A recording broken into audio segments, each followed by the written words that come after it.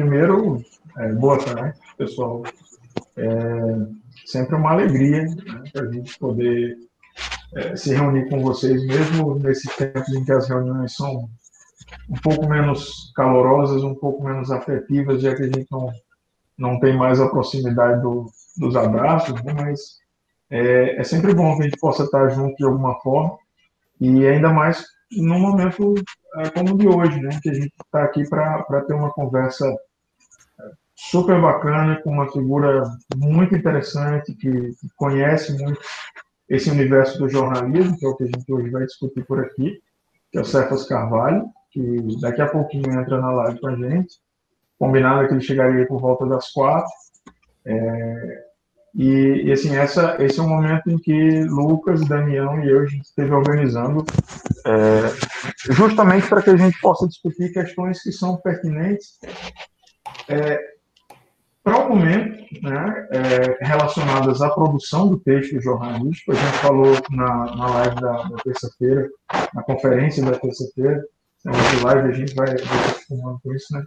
Na conferência da terça-feira a gente falou bastante sobre expressividade, sobre a necessidade de se expressar, sobre a necessidade de tentar organizar, né, as coisas a partir da expressão. E hoje a gente vai continuar falando de expressividade, mas por um viés diferente, que é o viés da linguagem jornalística e de maneira menos pessoal e mais profissional, né? A gente fez a live da terça-feira, imagino que vocês tenham gostado tanto quanto a gente, né? Foi um momento fantástico, assim, de poder lidar com essas, até de organizar, né, essas sensações que cada um de nós vem tendo e que a gente vem vivendo nesses últimos 3 meses. Então, é como se a gente fosse juntar aquele momento de experiências, assim, para agora numa linguagem um pouco mais objetiva, um pouco mais clara, que continua sendo expressiva, mas com um outro olhar dessa expressividade, que é a linguagem jornalística. Realmente, a nossa live de terça-feira ela foi extremamente proveitosa, né? Recebemos ótimos feedbacks relacionados à questão da expressividade. A gente viu como a expressividade ela é importante para o ser humano, né? É algo inerente.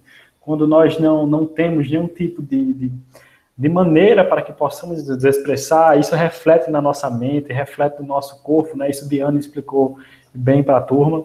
E o jornalismo, nesse período, eu acho que ele está mais em foco do que os últimos anos, né? Todos os dias agora a gente é bombardeado com novas notícias, informações, então é um meio, né, um domínio, né, que ultimamente tem sido bem fervoroso, até porque devido às crises que o nosso país vem passando, tanto a crise pandêmica, né, relacionada à Covid-19, como também as crises políticas, a crise política e a crise financeira, que influenciam muito o nosso comportamento, né? Influenciam a questão do discurso, a análise, né? Como se dá esses movimentos na sociedade, que são coisas assim que realmente ditam, né, o que nós fazemos. Então é algo que é importante nós analisarmos. E a gente tem uma figura aqui como o Cefas, que é um jornalista extremamente conhecido no Estado, né, bem conhecido por sua capacidade e também pela sua relevância.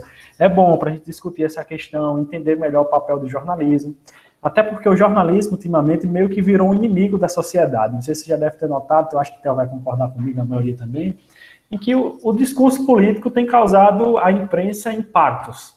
E esses impactos são refletidos no dia a dia, como, por exemplo, às vezes eles não conseguem cobrir uma manifestação, eles não conseguem cobrir alguns tipos de evento com medo de retaliação, né, de serem realmente linchados.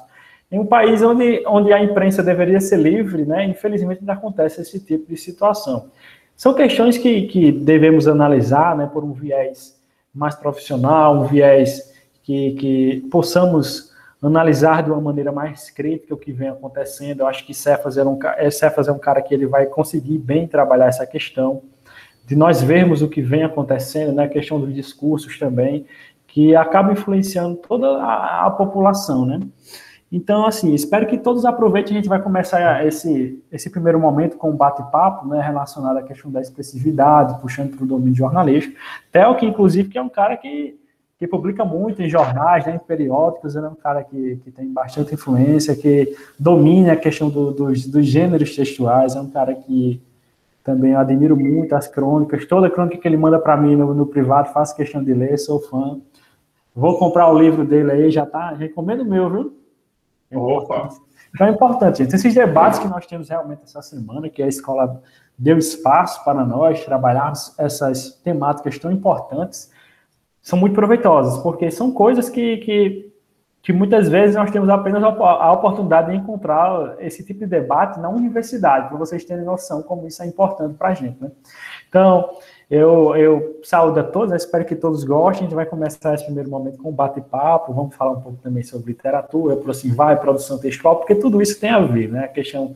O jornalismo, ele nasceu da produção textual, né, da necessidade de se informar e por assim vai.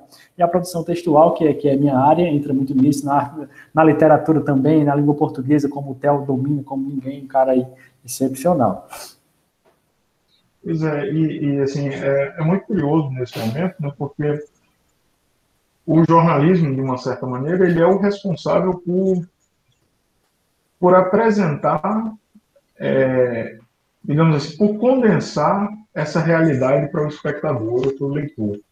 Então, é um momento em que as coisas estão acontecendo assim, numa velocidade, numa intensidade absurda, e a função do jornalista nesse momento é conseguir contar essas histórias de uma maneira objetiva, de uma maneira clara, e que consiga passar para o espectador, seja ele o consumidor da notícia em vídeo, em áudio ou no texto escrito, mas é passar para esse espectador essa consciência da realidade que se apresenta agora.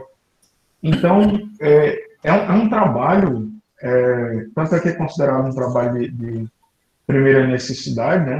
Não é, você pode fechar, por exemplo, as lojas de roupa, você pode fechar os shoppings e tal, mas você não pode fechar a empresa de jornalismo nesse momento, porque eles são figuras de uma importância fundamental para que a gente compreenda mesmo o que tem acontecido.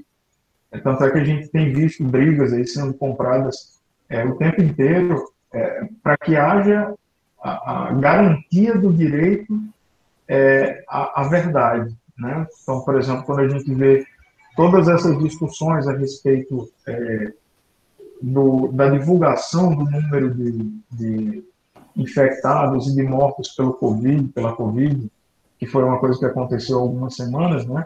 Houve uma tentativa de mudança no protocolo de divulgação dessas notícias, mas o jornalismo não aceitou isso de uma maneira tranquila, assim, não, o cara não quer divulgar quantos estão infectados e quantos morreram de uma maneira séria, então o que é que nós faremos? A gente vai buscar essa verdade através de um outro caminho, através de outras ferramentas. E aí, tanto é que se construiu um consórcio, né? São algumas das maiores empresas do país reunidas para conseguir fazer a apuração do número de contaminados e de vítimas por Covid, para que as pessoas possam ter acesso a essa realidade. Porque vejam que loucura seria se não fosse a existência de um jornalismo atento e cuidadoso, né? A gente estaria sempre nas mãos de quem quisesse contar a história da maneira que quisesse, né? Então, o jornalismo ele se pauta muito nessa necessidade, nessa importância de atribuir um caráter de responsabilidade à verdade que se faz divulgada, né? Então, falando sobre isso, assim, a gente, pensando nos gêneros textuais, claro que existem existe um corpo geral, uma ideia geral que é para ser debatida em torno de todos os textos jornalísticos, né? Que, por exemplo, a busca pela linguagem objetiva, a busca pela linguagem clara, pela compreensão, pelo entendimento do outro, a busca pela verdade. A gente vai entrar numa seara meio filosófica. A busca pela verdade e a imparcialidade, mas principalmente que as notícias tenham um caráter objetivo. É claro que quando a gente fala nesse negócio de busca pela verdade, pela imparcialidade, né, tem, tem algo aí a ser questionado, porque um fato é um fato, mas a maneira de contar o fato, ela é uma, ela é uma escolha narrativa. Então, vou dar um exemplo simples de novo com essa história da Covid. O Ministério da Saúde, há algum tempo, começou a criar um negócio que eles chamam de placar da vida. Esse placar da vida ele traz as seguintes informações: o número de pessoas infectadas, o número de pessoas recuperadas, e acho que traz isso em porcentagens. Assim. Então você olha o placar da vida, que já é um nome bem brega, mas você olha o placar da vida e aí vê assim, 94% de curados de Covid. É verdade? Sim, é verdade. Agora, vejam que há nisso uma escolha narrativa. A ideia é chamar de placar da vida, para se referir a isso, para criar uma falsa ideia de segurança dentro disso tudo. O que é que o placar da vida quer dizer? Não se preocupem, a situação não está tão ruim. Há 94% de pessoas que sobreviveram, que se recuperaram, que voltaram para suas casas e tal. E isso é verdade? É. Agora, qual é o problema? É que esse domínio da narrativa implica dizer que esses 6%, que não é pouca gente, né, que hoje são mais de 50 mil pessoas, esses 6% carregam o peso da morte, muitas vezes pela negligência de quem divulga esse placar da vida. Então, não é que os dados lá sejam mentirosos, é que eles dão a falsa impressão de segurança, de que está tudo bem. Porque você olha, você pensa, pô, matematicamente, né? Embora a matemática não exista de verdade. Mas matematicamente, 94% das pessoas curadas e só 6% morreram, então isso é uma coisa boa. De fato é, se você não é ou não tem ninguém dentro desses 6%. Agora, isso mascara toda uma realidade que é de sistemas de saúde em colapso, de famílias que estão perdendo parentes o tempo inteiro, da violência que é a doença. E tudo isso é colocado, digamos assim, de uma maneira menor, pela pretensa maneira de contar uma verdade que não deixa de ser manipulado. Né? Então, esse é só um exemplo de que é possível dizer a verdade manipulando essa verdade. Né? E acho que a André fez um comentário aqui, né? André, fez um comentário ótimo aí, Theo, se você puder ler. Aqui. Abraão disse que a imprensa é um pilar da democracia. É verdade, Abraão. Num mundo como hoje, é impossível pensar uma democracia em que não haja imprensa livre. Né? Não há como ter democracia assim. E André diz aqui que há uma máxima na gestão que indica a necessidade da imprensa precisa ser oposição. Isso é verdade. Assim haverá segurança nas cobranças das demandas sociais que são muitas vezes desconsideradas pelo poder, por quem exerce. E ele diz que faz lembrar um icônico comercial da Folha de São Paulo que anunciava dados da Alemanha, me lembro demais, André, de Hitler, no final mostrava a imagem dele. E a frase, é possível contar um monte de mentiras apenas falando a verdade. Todas as vezes, André, que eu vou dar aula de argumentação, eu lembro desse comercial. Era um comercial bem interessante. Assim. Vinham uns pontos, umas manchas pretas na tela, e aí a tela ia abrindo, abrindo, abrindo, enquanto isso o cara ia narrando. E eu uso muito esse exemplo de Hitler, né? A diminuição quase a zero do desemprego, o fim da inflação, a economia funcionando, sendo renovada e tal, não sei o quê. E aí eu pergunto sempre aos meninos, a gente pode dizer que um sujeito desses é um bom presidente? E aí todo mundo, obviamente, claro, certeza. Aí quando a gente revela, esse presidente é Adolf Hitler.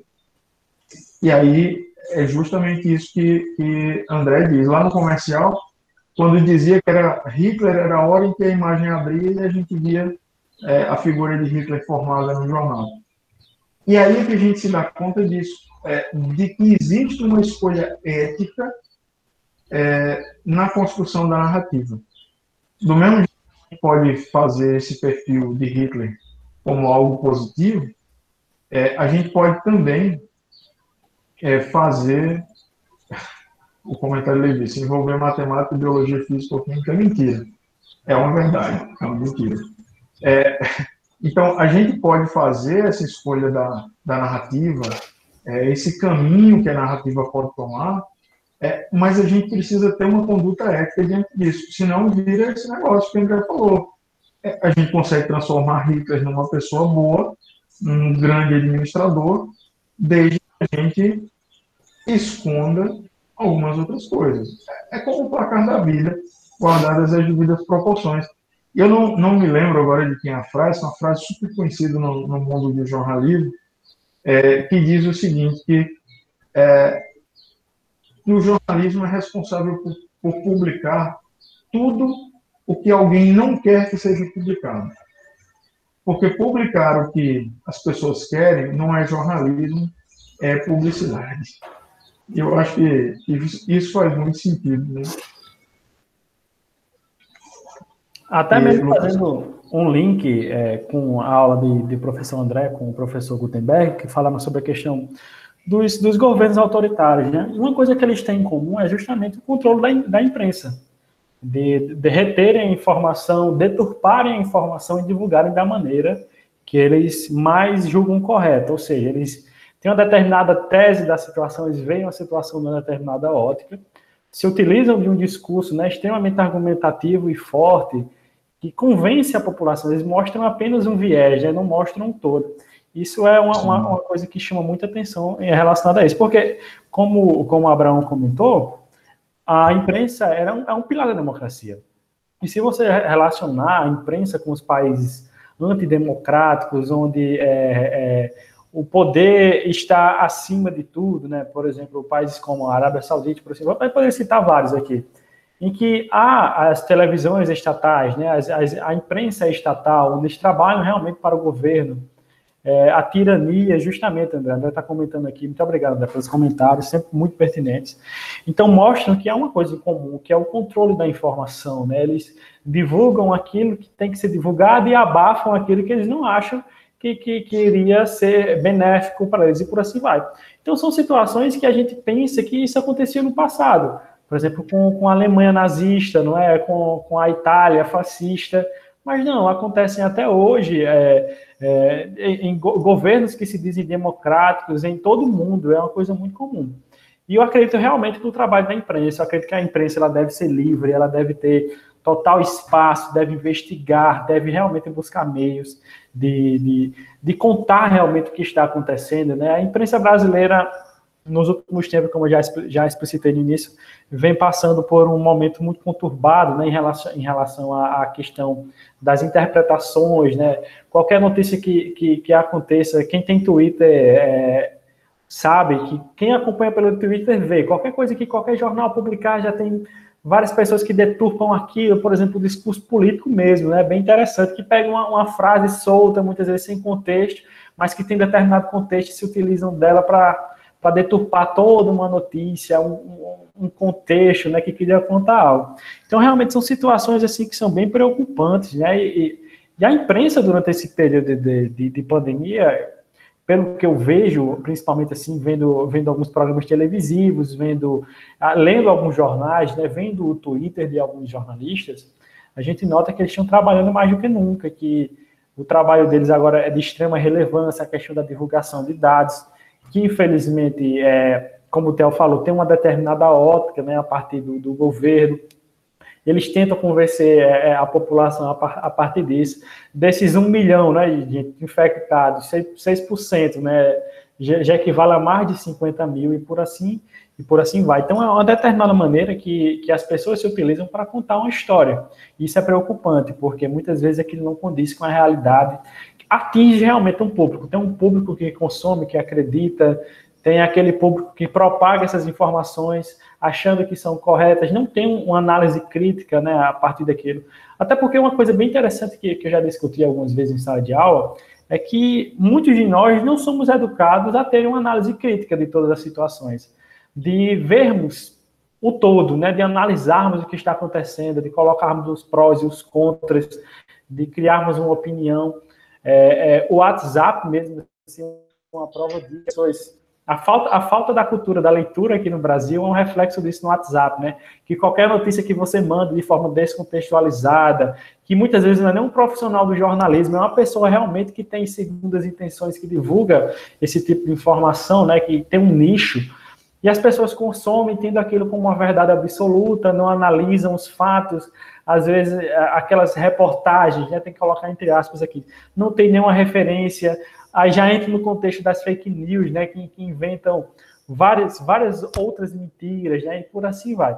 Realmente o trabalho na imprensa nesse período tem sido bem complicado, como já tinha sido abordado aqui no início, a questão da violência. A imprensa livre no Brasil parece que está sendo, aos poucos, atacada, né, a população em si está sendo cada vez mais influenciada para se tornar, para virar-se contra, né, a imprensa, acreditam apenas em um determinado nicho e por assim vai.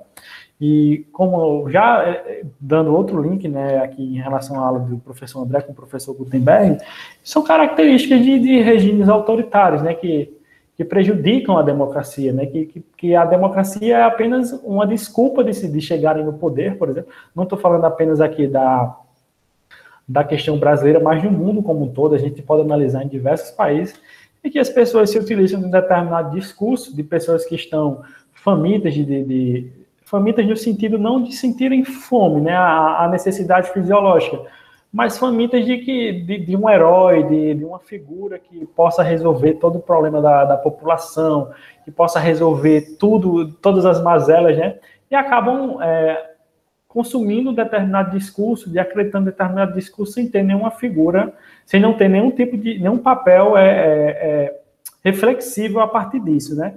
Abraão, ele comentou aqui que eu falei da questão do controle da imprensa, né? E ele lembrou de um trecho de um livro que está lendo, que é Vigiar e Punir, de Foucault, né?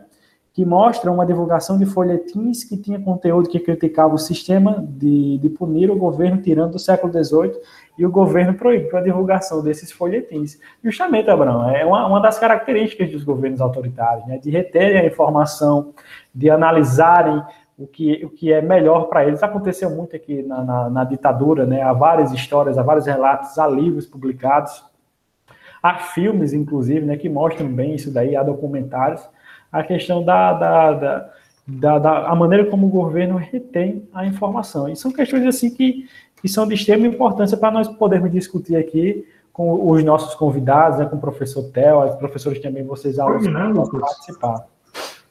Hoje essa máxima de Foucault, ela continua sendo, assim, essa observação de Foucault, ele continua, ela parece mais atual ainda do que era na época, né? Os mecanismos dessa tentativa de supressão da imprensa, eles ficaram mais sofisticados. Então, o que você faz, por exemplo? A primeira coisa corte a verba que o governo destina para publicidade em determinada rede, se essa rede falar mal do governo. Então, por exemplo, se determinado grupo editorial critica com frequência ações do governo, e o governo provavelmente faz investimentos em publicidade lá, a maneira de tentar controlar esse fluxo de informações, ou esse poder sobre a narrativa, é cortando verba. Então, você vê, por exemplo, quando um governo investe tantos milhões num canal, em publicidade num canal e não em outro, isso significa um ajuste, né, nessa tentativa de construção da narrativa. É curioso, estava vendo um dia desses uma discussão sobre o governo de Salazar, em Portugal, o governo ditatorial, né? E existia uma série de insinuações a respeito de Salazar, que eram, antes se falava que Salazar era homossexual, era solteiro e tal, não sei o quê. Ele adota, acho que 2 filhas, e as pessoas começam a insinuar que Salazar fosse pedófilo. Depois havia uma série de insinuações de que Salazar era um sujeito que detestava os pobres. E aí o que o governo de Portugal fez, né, que Salazar fez, foi contratar um fotógrafo para fazer uma espécie de ensaio de álbum de Salazar, desmentindo isso através da imagem. Então tem uma imagem mais sedutora de uma jornalista, como se estivesse tentando seduzi-lo, ela que escreveu, né, o texto a respeito disso. Aí tem uma outra situação, o Salazar, um monte de fotos, Salazar com as filhas, fazendo o papel do pai carinhoso, né? Então, a tentativa era essa, de mudar a ideia que se tinha a respeito de Salazar. A gente continua fazendo esse tipo de coisa, e vendo esse tipo de coisa. A questão hoje é que os métodos de propagação são muito mais eficientes e, ao mesmo tempo, a gente consegue ter um contraponto muito interessante, para ter uma ideia bem clara disso. Você vê, por exemplo, nosso presidente tem feito algumas manifestações ou participado de manifestações aos domingos, ou então tem feito falas ali na saída do Palácio da Alvorada, e o que a gente vê muitas vezes é uma multidão ali em volta dele e tal. E é muito curioso, porque essa é a narrativa oficial, de que existe uma multidão acompanhando aquilo. Mas hoje nós não precisamos mais ser reféns apenas da narrativa oficial. Enquanto tem uma multidão sendo mostrada, e está sendo mostrada porque a câmera que mostra está colocada do lado do presidente, então no mesmo ângulo você tem o presidente e as pessoas que estão ali na primeira fila do cercadinho, né? E isso dá a impressão de que tem um montão de gente. Mas hoje a gente tem, ao mesmo tempo que isso acontece na narrativa oficial, a gente tem dessa narrativa não oficial um cara que coloca um drone para fazer imagens dessas manifestações. E aí a gente descobre coisas muito curiosas. Por exemplo, os 300 de Brasília, na verdade, são 10% de 300, eram 30 pessoas. A narrativa oficial, pelo nome, né, são 300. Mas aí a investigação dessa verdade mostra a gente que é bem menos que isso. As multidões que a gente vê acompanhando ali não são multidões tão gigantescas assim. São, em vez de multidões, são pequenos aglomerados, né? Então, nesse momento que a gente está vivendo, esse domínio sobre a narrativa, ele é fundamental. E aí você falando sobre essa nossa falta de educação para a leitura da notícia, por exemplo, ela também nos joga numa outra coisa, que é o que eu costumo chamar de verdade conveniente.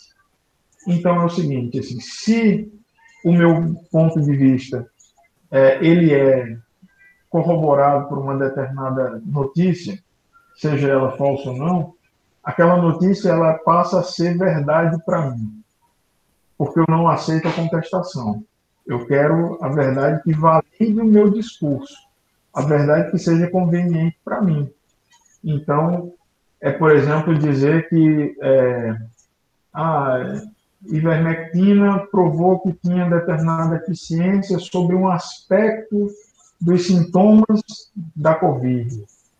Aí você transforma isso numa narrativa diferente, dizendo que a ivermectina combate a Covid, é eficiente contra a Covid e, para tornar a coisa mais intensa, ninguém quer divulgar isso porque a intenção é derrubar o governo.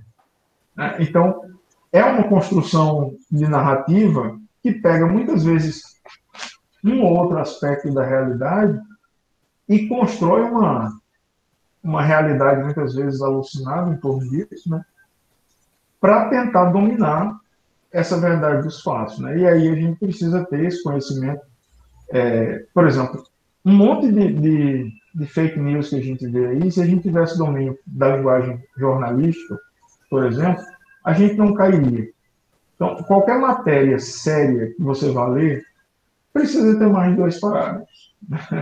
Se o cara mandou para você um link falando sobre qualquer coisa que seja, você clicou e a notícia que ele está trazendo não alcança 2 parágrafos, tem alguma coisa errada, né? Por que não se faz uma notícia de um parágrafo só? Então, já é um problema por aí. Se você Um conhece parágrafo isso... só é apenas fofoca ou mentira, não é, Théo? Exatamente, exato. Que agora, né, a gente renovou, inclusive, a gente tinha as palavras fofoca e boato, né? É, A gente substituiu isso por fake news, né? Então, mas é tudo a fake gente, news. gourmetizou o, gourmetizou a fofoca. A fofoca, pelo menos, ainda tem um fundo de verdade, né? Às vezes, O, né? às vezes, às vezes. O boato é que era mais severo. Então, dominar essa linguagem jornalística, que é, por exemplo, perceber que a linguagem utilizada no texto é uma linguagem que se aproxima de uma certa neutralidade.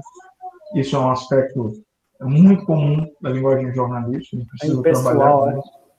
E fugir do pessoal. Então, por exemplo, notícia em que, olha, Damião, todo de São João aí, notícia em que a gente tem um monte de Boa tarde. adjetivos Desculpa a demora. exagerados, beleza, Damião? Em que a gente tem um monte de adjetivos exagerados para caracterizar determinada situação, a gente sabe que não é verdade. Então, para um exemplo bem prático disso, se eu vou escrever uma notícia sobre a Miss Santa Cruz, a moça que ganhou o concurso Miss Santa Cruz, e vou fazer isso dentro de uma linguagem jornalística séria, eu não começo dizendo, por exemplo, que a belíssima Miss fulana de tal, ou a belíssima jovem fulana de tal, porque o papel como jornalista não é achar que a moça é bonita ou não. O papel do jornalista é dizer que ela ganhou o concurso. Quem vai dizer se ela é bonita ou não, aí você usa uma frase de Theo, alguém. Oi. tô chegando agora, já vou me metendo, desculpa, eu estava em É aula, tá, isso? pessoal? É É isso. justamente isso que eu falo muito quando trabalho em sala de aula, o gênero jornalístico. Nós estamos aí vendo meia dúzia de blogueiros, né, digamos assim, que infelizmente eles têm um partido, né, fala de uma questão partidária, mas tem muito a ver com isso. Por quê? Porque o jornalista em si, ele tem que apresentar a notícia de forma imparcial, né? Então, se ele usa determinados adjetivos, ele está caracterizando as pessoas. Então, ele está botando literalmente um partido, uma caracterização, se aproximando. Então, eu gosto muito de dizer assim, nós temos duas vertentes.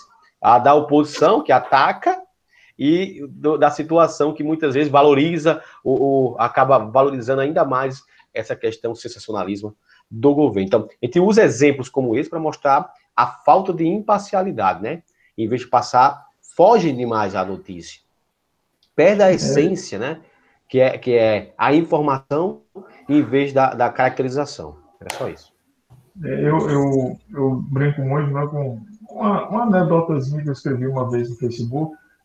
Eu não sou jornalista, então eu tenho direito à parcialidade, né? E, eu brinquei escrevendo uma anedota que o cara dizia assim, perguntava para o outro, você é imparcial? E ele respondia, depende para que lado. E é mais ou menos essa a situação, assim. Quando você tem e não é que o jornalismo sério também não tenha as suas tendências, né? Porque muitas vezes ele tem, mas é preciso pensar que mesmo que essa tendência ela transpareça, ainda há um compromisso com a verdade e com a legitimidade dos fatos. E aí a gente precisa separar, por exemplo, a gente falando desse negócio da linguagem, né? Existem linhas, existem caminhos dentro desse jornalismo que são diferentes. A notícia, por exemplo, um tipo de texto muito mais breve, muito voltado para apenas um acontecimento, e é um texto em que não há definitivamente nenhum espaço para opinião.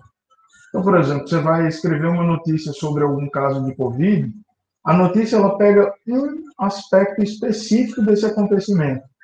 Por exemplo, a morte de uma pessoa, ou um número recorde de contaminações de um dia só. Mas a notícia ela é construída em cima de um núcleo disso, né? A reportagem, por exemplo, ela já transcende essa relação, porque a reportagem ela pode ser feita em cima de várias outras notícias, ela pode abranger uma série de outras situações e ela está um pouquinho mais descolada, ela tem um pouquinho menos digamos assim, de vínculo tão direto com o acontecimento quase que em tempo real, que é o que a gente tem hoje. Então, a reportagem ela é um aprofundamento de uma série de notícias. Né? Um conteúdo mais vasto, digamos assim. Isso, exato. E aí a gente tem também os textos de opinião, que não deixam de ser textos jornalísticos, né? Continuam sendo textos jornalísticos, mas eles têm claramente um posicionamento. E eu volto a dizer, não é que esse posicionamento seja um erro. Não, o que ele não pode é ser obscuro. Então, por exemplo, você pega, sei lá, uma empresa como a CNN Brasil. A CNN Brasil ela tem uma postura direitista. Isso faz parte do perfil de notícias ou do perfil de reportagem, de jornalismo da CNN, seja americana, seja a CNN Brasil, seja a CNN, sei lá, de uma de Ásia, não sei. Mas isso é uma postura e ela precisa ser declarada. Né? A gente precisa saber que ali há uma tendência a defender determinados pontos de vista. Porque uma coisa a gente exorcizou. A ideia mítica, né, de uma verdade absolutamente imparcial e de uma verdade que não toma partido por nada. Porque na hora por exemplo, voltando para aquela história do placar da vida, quando eu escolho noticiar as coisas da maneira que o placar da vida faz, eu não estou mentindo, mas eu estou conduzindo a verdade para um lado, a postura.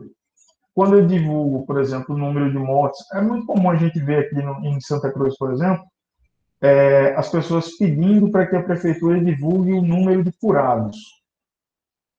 Eu, sinceramente, às vezes eu acho que o número de curados nesse tipo de situação que a gente está vivendo, ele até obscurece, ele mascara um pouco essa realidade. Mas aí também não é uma questão minha decidir isso, né? A pessoa tem direito ao fato, né? Então, escolher dizer isso ou não também é uma postura política e de certa parcialidade. O que a gente precisa cobrar sempre é a responsabilidade em cima da verdade que se publica, né? E André falou uma coisa aqui, né? O André, sim, inclusive, eu sei que a gente está falando muito, que professor é um bicho que fala bastante, mas que todo mundo aqui pode participar tranquilamente, pode ser pelo chat, pode chamar aqui no microfone, então, sem problema nenhum. Vamos ver o que é que o André disse aqui, ó. Até porque, né, Theo?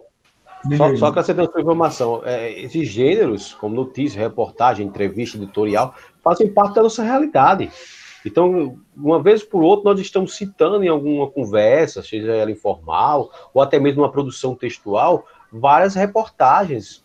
Então, nós estamos nos fortalecendo, estamos assimilando os conteúdos que nós estamos assistindo, muitas vezes produzimos também, ou reproduzimos, muitas vezes informações equivocadas ou não, entendemos algo e repassamos. Então, o importante é vocês compreenderem tudo que Theo acabou de falar, da questão da estrutura, da linguagem, da composição da notícia, para não fazer como certas pessoas que não compreendem a essência da coisa e acabam passando as chamadas fake news.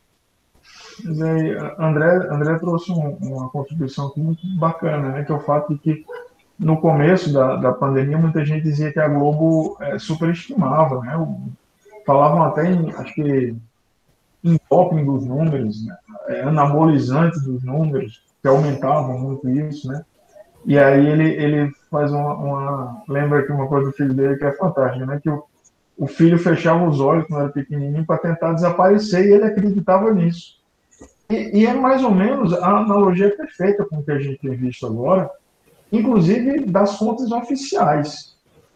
A gente tem visto representantes do governo, por exemplo, do Ministério da Saúde, dizerem o seguinte: as notícias estão muito pessimistas, a gente precisa de notícias mais animadoras. Meu irmão, morreram 50 mil, eu vou dizer o quê? Né? Morreram 50 mil, mas ainda bem que temos mais 220 milhões de pessoas que estão vivas. Poxa vida. Não é assim que a coisa funciona. Até porque, isso é outra máxima jornalística, né? se um cachorro morde um homem, isso não é notícia. Mas se um homem morde um cachorro, aí é notícia. Então, assim, estar vivo não é uma notícia. Por exemplo, você pega uma doença como a Covid, que tem uma taxa de letalidade em outros países, acho que de 2 e pouco por cento. Sobreviver à Covid não é uma notícia. Sobreviver à Covid é uma coisa relativamente normal.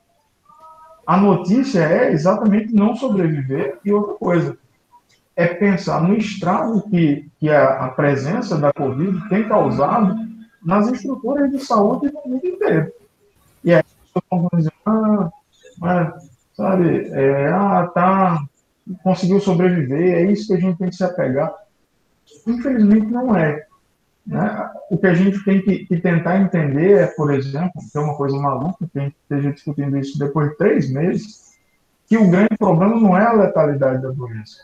O grande problema é o tempo que se passa internado, é o sistema de saúde que não tem condições de suportar a quantidade de gente que adoece, que nós não temos UTI para todas essas pessoas. Só para ter uma ideia,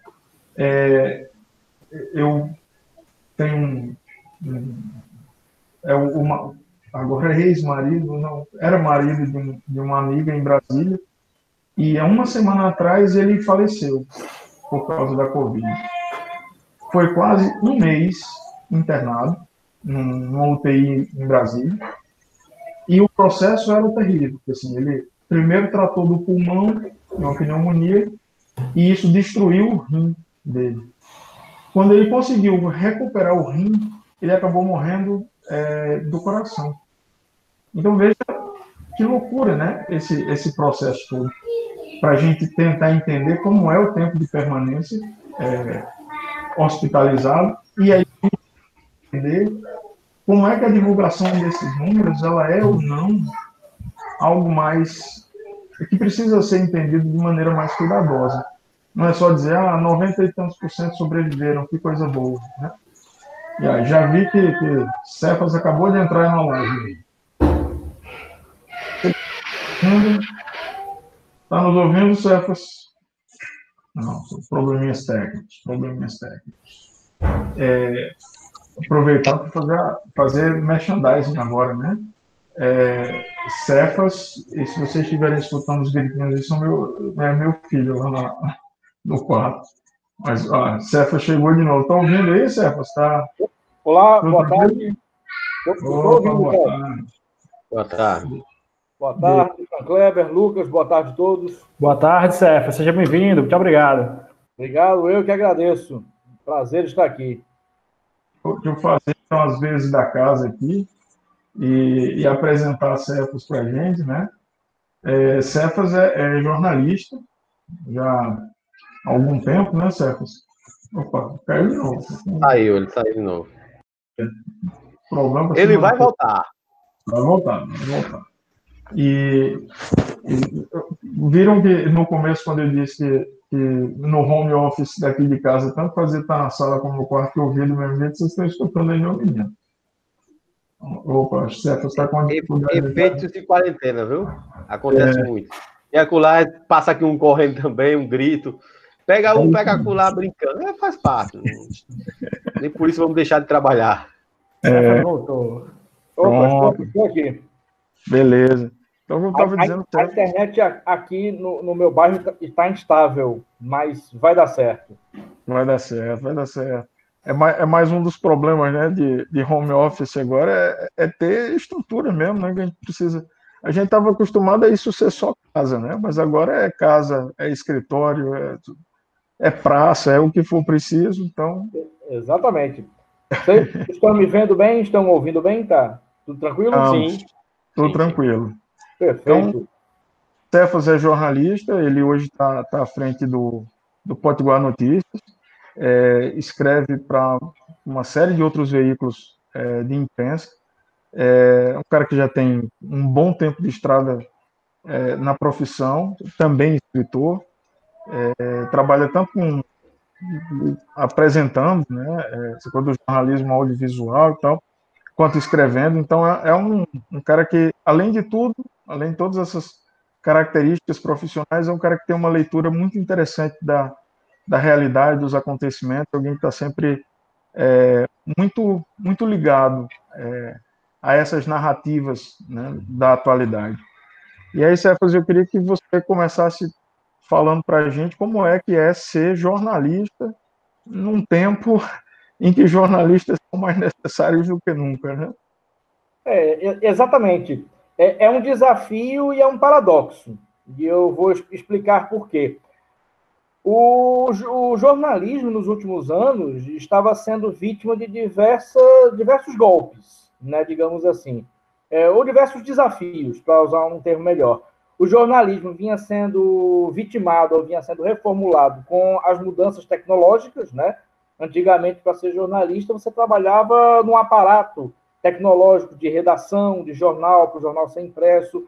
Aí, com o advento da internet e da tecnologia, qualquer adolescente com um celular virou um jornalista. Ele pode gravar o que aconteceu, gravar um acidente, gravar um político numa ação incorreta, e ele já virou um jornalista. Ele posta aquilo nas redes sociais e ele já tem a matéria, já tem informação. Então, o jornalismo estava numa fase de se reformular.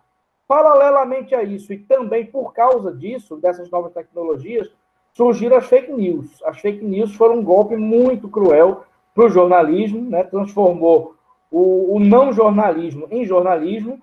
Muita gente começou a confundir apenas matérias mal apuradas ou matérias tendenciosas com fake news.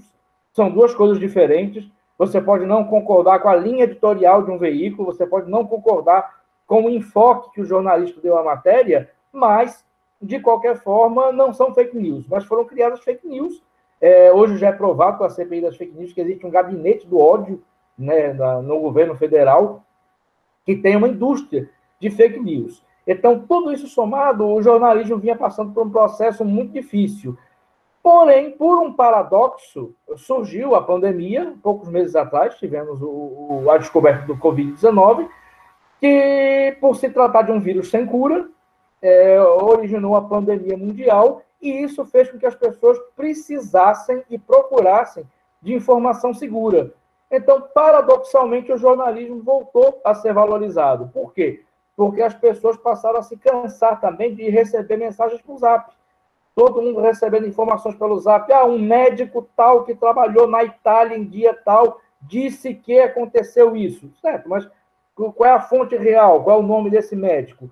E o jornalismo sério passou a ser consumido porque, com todos os defeitos que ele tem, com todas as contradições que ele tem, e eu sei que tem, todos os jornalistas sabem disso, que ele ainda precisa melhorar e reformular para continuar existindo tal como a gente o conhece, ao mesmo tempo ele voltou a ser um canal de comunicação com as pessoas, com o receptor, seja com o leitor, seja com o espectador, o telespectador ou o web espectador. Então, o paradoxo é esse, que em meio a uma pandemia, em meio a uma tragédia mundial, com tantos mortos, o jornalismo deu um novo respiro, mostrando que pode ser útil e efetivamente está sendo útil. Eu vou me estender mais sobre isso, até com base também nas perguntas. Opa, Cefas caiu de novo. Eu queria só destacar um ponto interessante que ele falou, credibilidade, né? Opa, voltou, então deixa ele falar. Okay. Caiu 3 segundos aqui. Pronto. Pode ficar à vontade, Cefas. Estou aqui. Pronto, então a explanação básica é essa. O jornalismo vinha passando por esses desafios e, paradoxalmente, voltou a ter importância por tudo que a gente vai falar aqui.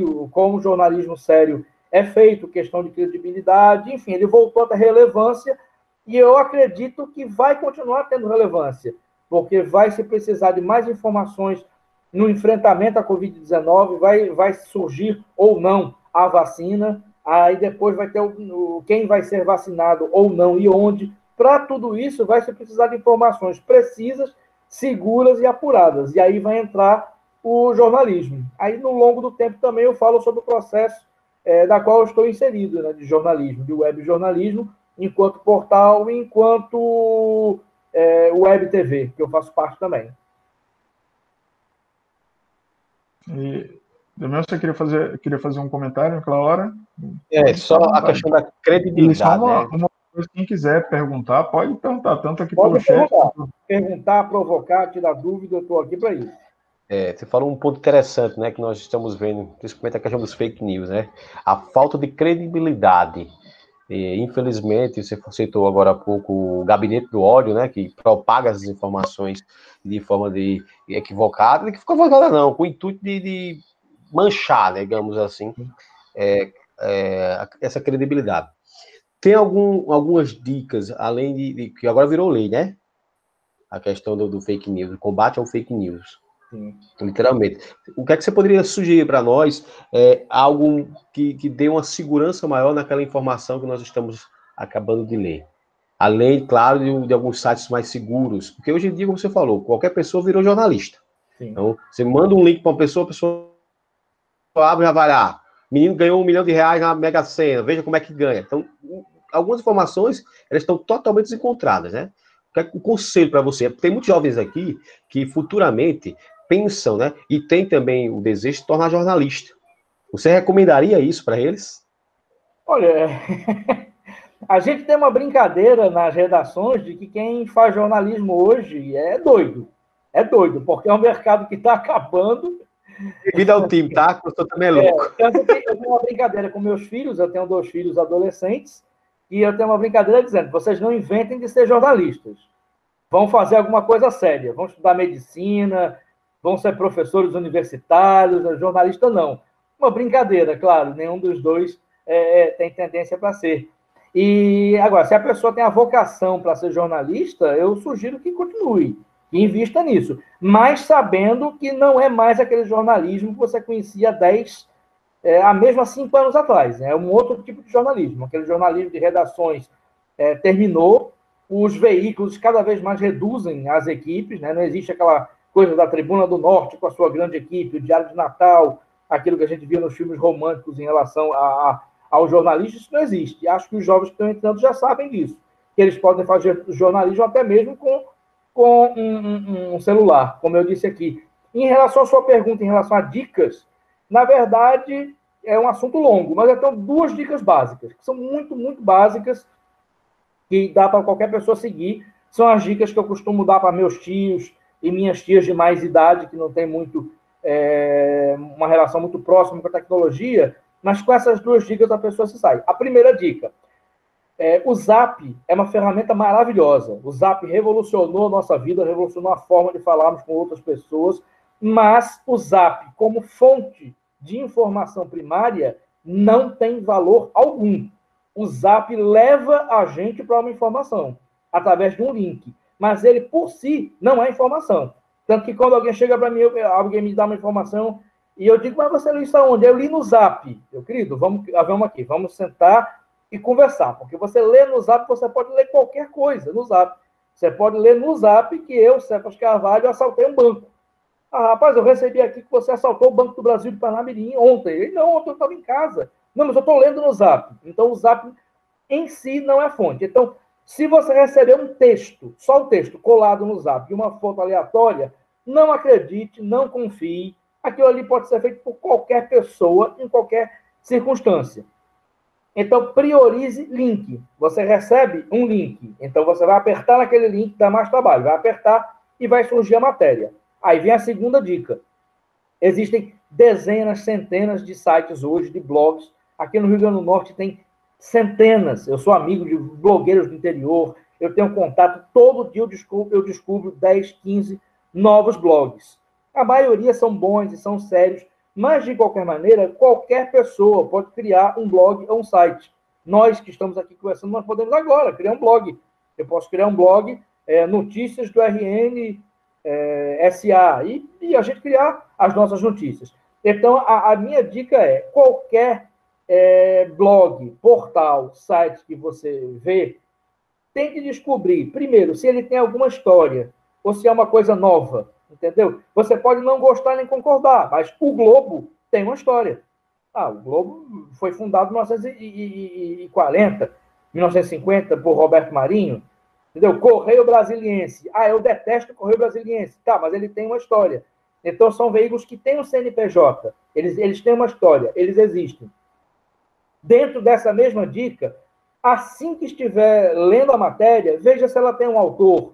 Se a matéria é boa e tem uma informação importante e contundente, o repórter vai querer assinar. Todas as matérias que eu apuro, que eu ouço, senador, deputado, vereador, empresário, que tem uma informação importante, eu faço questão de assinar. Por quê? Se a matéria é boa e tem uma informação boa, eu faço questão de ter o meu nome lá. Então, você vai ler lá, senador diz que presidente é isso ou aquilo, por Cefas Carvalho. Por que isso? A importância disso. Porque quando você lê que a matéria é assinada, você sabe que a pessoa tem uma responsabilidade civil pelo nome dela. Então, você sabe que ela não vai querer levar nem um processo nas costas, nem ser avacalhada. Então, você já lê com alguma segurança. Poxa, esse repórter deve ter, se ele tiver juízo, ele não vai botar o nome dele em alguma coisa que depois ele não vai conseguir responder ou não vai conseguir lidar com a situação. Então, é o primeiro passo. O segundo passo, perdão. O primeiro passo é você ter um veículo que tenha CNPJ, que tenha algum nome, um mínimo de nome. Mossoró, Gazeta do Oeste, tem nome. De Fato, tem nome. O Instinto Mossoroense. Esse aqui tinha nome, foi o terceiro jornal mais antigo do Brasil. Jornal do Comércio, Diário de Pernambuco. Gostando ou não, eles existem, eles têm um nome. E mesmo veículos novos que tenham esse dono, tem um CNPJ, tem um dono. Você pode não gostar da forma que o Agora RN lida com as coisas. Mas ele tem um dono. O dono se chama jornalista Alex Viana. Então, se eu não gostar, eu sei a quem reclamar. Alex Viana. Eu posso não gostar do blog de Eliana Lima. Eliana Lima é bolsonarista, Eliana Lima fala coisas que eu não gosto, mas eu sei que ela se chama Eliana Lima. Entendeu? Eu posso falar com ela pelas redes sociais, eu posso mandar uma mensagem dizendo que não gostei do blog dela. Então, você descobre que a pessoa tem um CNPJ, descobre que a pessoa tem uma responsabilidade e, em sendo um veículo maior, como BBC, Intercept, É o País, Globo, Tribuna do Norte, aqui no Rio Grande do Norte, veículos maiores, você descobre se a matéria é assinada. Pronto.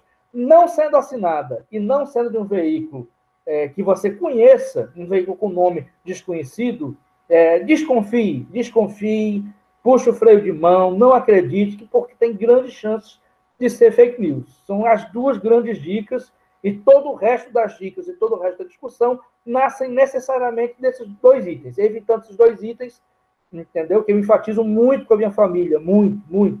Quando alguém mais velho da minha família vem, sabe, você viu que parece que a Venezuela vai invadir o Brasil. Mas minha tia, a senhora leu isso aonde? Eu li num site. Não, aí num site já não dá. Aí você vai desconstruindo a narrativa dela, porque você vê aí com educação também, com respeito, mas minha tia, isso aqui não existe em lugar nenhum. Tem jornalistas na família, a senhora não precisa ler nisso. A senhora pode ir para o Potiguar Notícias, que é onde eu trabalho. Por exemplo, em relação a isso de credibilidade, no Potiguar Notícias, só entra matéria sobre coronavírus no Rio Grande do Norte se tiver a palavra de alguém da Secretaria Estadual de Saúde ou alguém de alguma das secretarias municipais. Sem ter a palavra, a afirmação não entra. Foi uma regra que colocamos na primeira semana. Entendeu? Médico apócrifo, um vídeo surgindo, entendeu? Uma enfermeira que viu tal coisa num hospital e gravou. Nada disso entra no Potiguar Notícias nem na PNTV. Tem que ter o aval de alguém. Petrônio Spinelli, que é o secretário adjunto de saúde, falou, então a gente publica.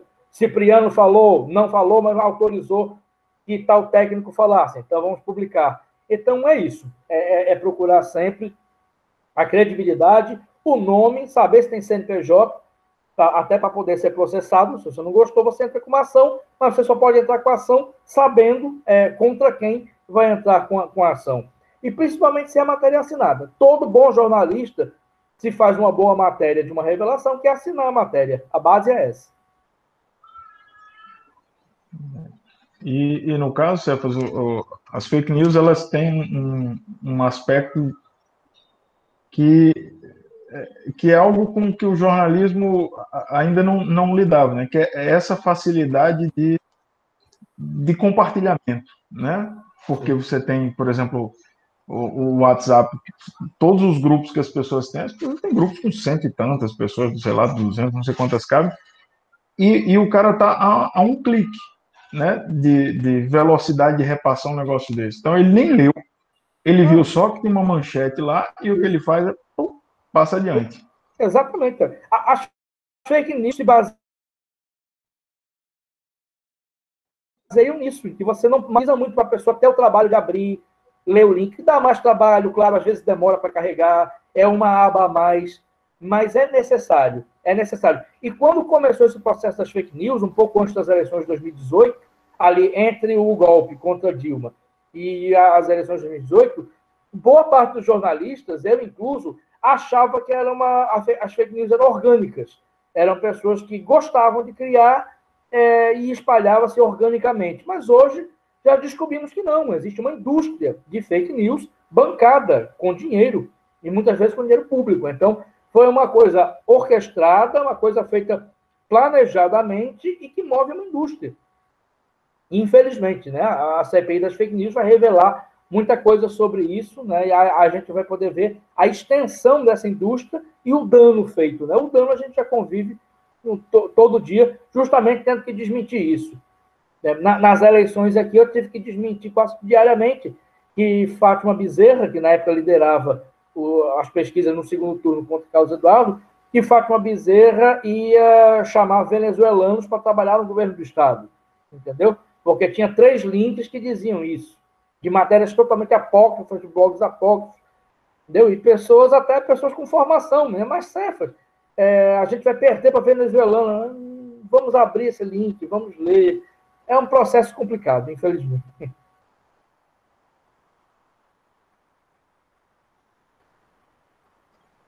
Lucas ia fazer alguma colocação? Eu queria. Chega até a ser cômico esse tipo de fake news, assim. Elas têm uma característica bem comum, não é, Cefas, assim, a meu ver como professor, não como jornalista, né? Não tenho essa visão ampliada como a sua. Que as fake news, ela tem uma característica em comum, que são no título, já tem dizendo tudo que eles querem ali, né? Então, é até um conselho que eu dou para meus amigos, para meus pais, que meus pais eles já têm uma idade mais avançada, e se utilizam do WhatsApp recentemente, então, assim, qualquer coisinha que eles mandavam para eles acreditavam. E meus pais, eles têm um viés ideológico, eles são protestantes, né, de informação, desde quando é criança. Então, assim, tinha muita notícia que chegava e eles acreditavam porque era um irmão da igreja que mandou, era um pastor, alguma coisa do tipo. E eu comecei a trabalhar com eles a relação disso daí, olha, criei tudo que vocês recebem no WhatsApp, perguntem se aquilo é verdade, de onde vem, notem. Aí eu fui citando para eles algumas características das fake news. São notícias mais curtas, que no título já deixa claro o que aquela notícia quer dizer. Você vê um site ali que não tem nenhum tipo de credibilidade para falar sobre o assunto, né? E por assim vai. E o engraçado é que fake news sempre aconteceram, né? Assim, se você pegar a história, eu acho que o André, o professor de história que está aqui presente, ele vai relatar que sempre aconteceu. Só que não era uma coisa tão discutida como nos últimos anos. Né? Inclusive, até a eleição do Donald Trump, né, nos Estados Unidos, foi baseada em fake news. Até hoje há investigações, né, foi comprovado que o gabinete dele, pessoas ligadas a ele, financiavam esse tipo de notícias, né, se utilizaram de dados de usuários de Facebook para divulgar notícias diretamente para eles. Né? Foi toda uma questão orquestrada, bem organizada, como o Cefa já falou que foi um mês que aconteceu aqui no Brasil. E são informações assim, bem relevantes. Até mesmo o professor André, ele comentou aqui, gostaria de ler o comentário dele, que eu achei bem pertinente, que ele diz o seguinte: foi descoberto que há um sistema de monetização forte dos canais de disseminação de ódio no país. Os vídeos de Siqueira Júnior, dos blogueiros bolsonaristas e as saídas do presidente para qualquer lugar alimentam os blogs que faturam muito com isso. Há destaque do portal e perfil Sleeping Giants, né, que está sendo importante para que as empresas parem de monetizar estes blogs. Então, assim, até é um impacto tão grande das fake news que até mesmo o Google, né, a Google, ela tem se mobilizado para isso, né, tem criado novas políticas, novos portais. Inclusive, tem até um Twitter que, infelizmente, agora eu não lembro o arroba desse Twitter, que ele investiga e descobre se o perfil daquelas pessoas são robôs, né? Sentinel Bots. Justamente, obrigado, Cefas. E é muito interessante. Todo dia ele descobre coisas envolvendo o governo Bolsonaro e o governo Trump. Todo dia.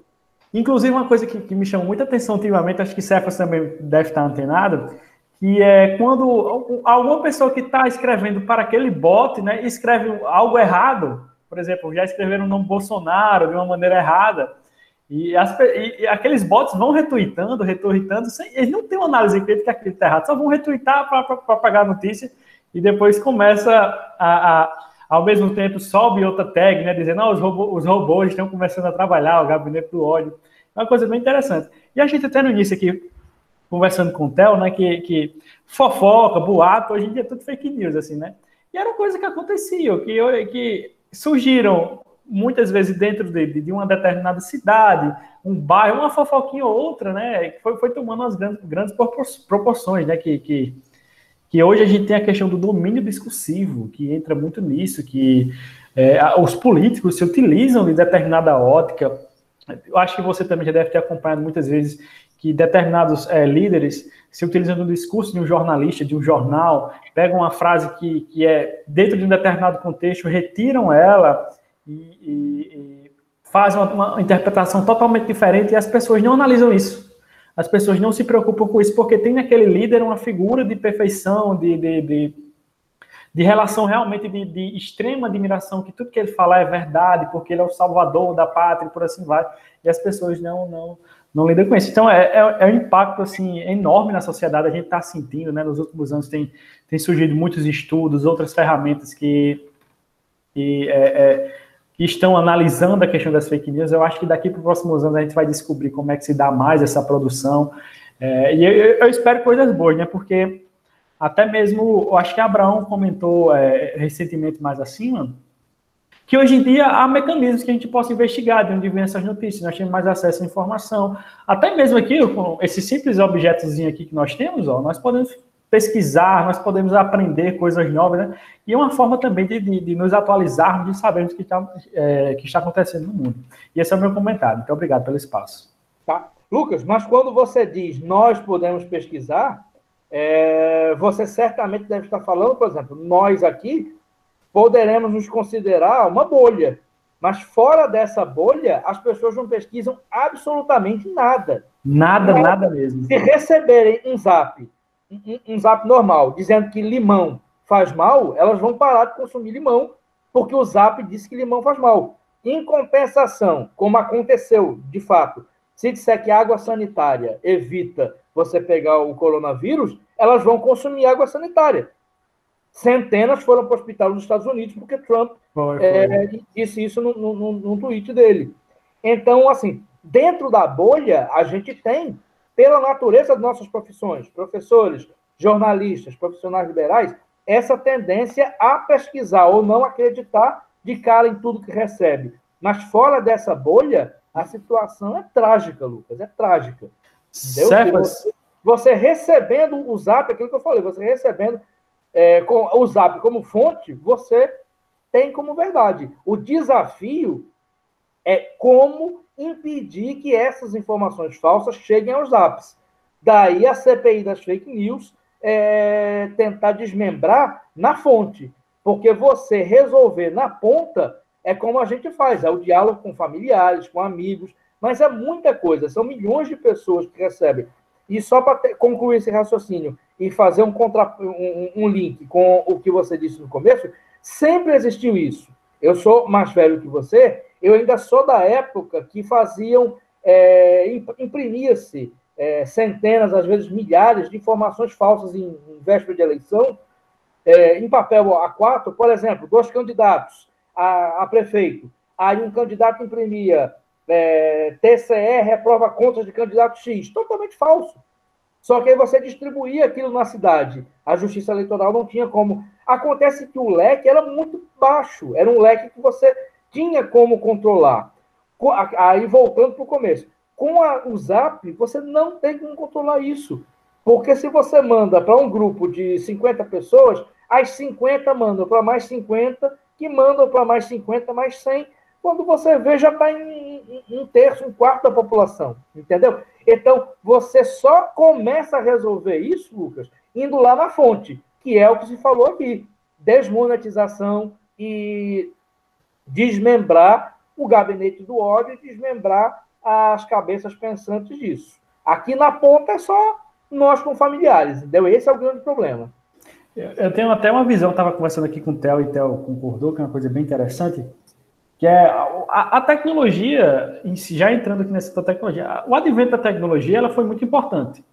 Ela nos ajudou em muitas coisas em relação à informação, ao conteúdo. Nós hoje podemos aprender, ensinar através de um computador com uma plataforma como essa, podemos ter esse tipo de encontro, né? Mas também ela tem sua parte negativa, que se junta também com a cultura brasileira de não ler. Nós brasileiros não temos o costume de leitura, nós não somos incentivados desde a escola, por exemplo. Hoje em dia tem mais essa discussão, mas antigamente não havia essa discussão de leitura. Então, isso não permitiu que muitas das pessoas criassem uma análise crítica sobre a situação, sobre a ótica, né? Isso de você receber informação rápida, de uma maneira fácil, em seu celular, você não é treinado, né? Ou seja, você não tem um conhecimento crítico da situação, você acaba consumindo aquele conteúdo e tem como verdade. Infelizmente, isso acontece muito. Cefas, eu acho que saiu da reunião, porque está com problema de conexão. Voltou. Cefas, eu estava falando aqui pronto, que justamente essa questão da tecnologia ter facilitado tanto a informação, de ser mais rápida, juntando com a cultura da não leitura, e nós brasileiros, assim, de uma maneira geral, não somos ensinados a ter uma leitura crítica a respeito de tudo que acontece, acaba acontecendo isso, né? Favorecendo a distribuição das fake news, as pessoas acreditarem. Depois está com problema de conexão, de novo. Ok, Cefas. Sim, Cefas, concluindo aqui que você que juntando tudo isso, né, a falta de informação das pessoas, de formação, no caso, né, de ter uma leitura crítica, uma visão crítica das situações, você recebendo aquilo no WhatsApp, de uma maneira simples e objetiva, que a notícia já diz aqui dali, já é para um determinado nicho, as pessoas acabam acreditando e propagando aquela notícia. É por isso que eu vejo brigando com meu pai e minha mãe, não acreditem em tudo que recebe. Aí meu pai chegou um dia e disse, não, vi aqui no WhatsApp que um pastor do Rio Grande do Sul, ele orou para uma pessoa e essa pessoa foi curada de coronavírus, não sei o que, lá tá aqui. Eu falei, mas pai, pelo amor de Deus, não é aquele tipo de coisa não, aí tem que explicar toda a situação que acontece. Então essa é minha colocação, Cefas. Muito obrigado. Lucas, e só para ratificar isso que você disse, as fake news também vêm de encontro no desejo das pessoas que recebem. As fake news caem uma ânsia, né? Tem uma ânsia na ideologia e na vertente política das pessoas que recebem, né? Tem esse fator ainda. É cômodo você receber uma coisa que você gosta. Você mesmo falou que seus pais são evangélicos, né? Se não me engano. Então, se eles são evangélicos, claro que eles adorariam ler. Então, sendo falso ou não, é uma notícia que se adequa ao desejo deles.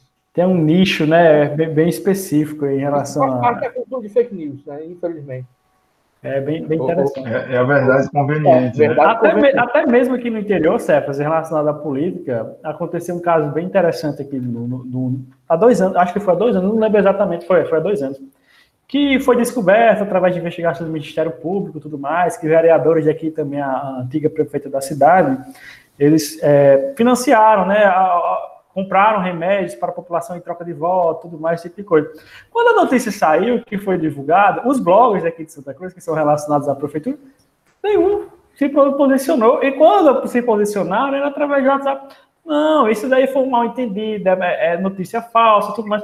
Teve todo um domínio discursivo que durou um bom tempo. E muita gente veio acreditar que a prefeita e os vereadores, 8 vereadores, 6 vereadores aqui foram depostos, né?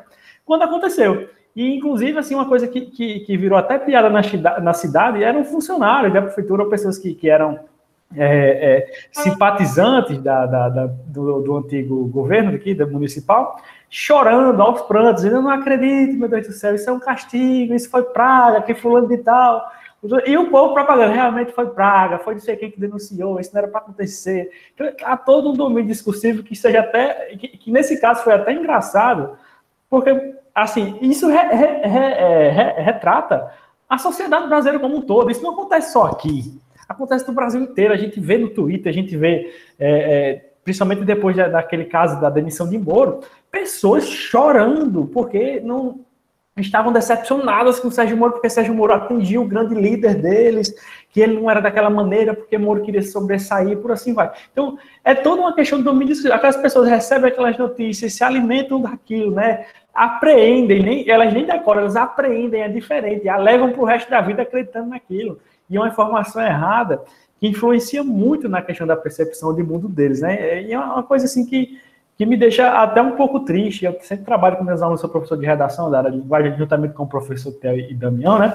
A questão da visão crítica. Você tem uma visão crítica. O professor André também reforça isso em sala dela, que é professor de história, está presente.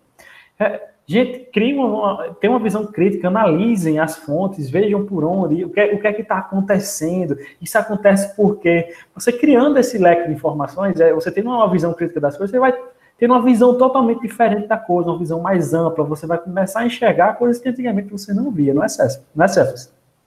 Concordo. Lucas, só que em relação, particularmente, sendo bem-humorado agora, em relação aos blogs, não é uma questão de domínio discursivo, é uma outra questão, entendeu? Que envolve algo que eles foram convencidos a não botar na matéria como entendi, Cefas, verdade. Questão financeira. Natal acontece no interior, enfim. Os blogueiros recebem assim, argumentos para não colocar uma matéria.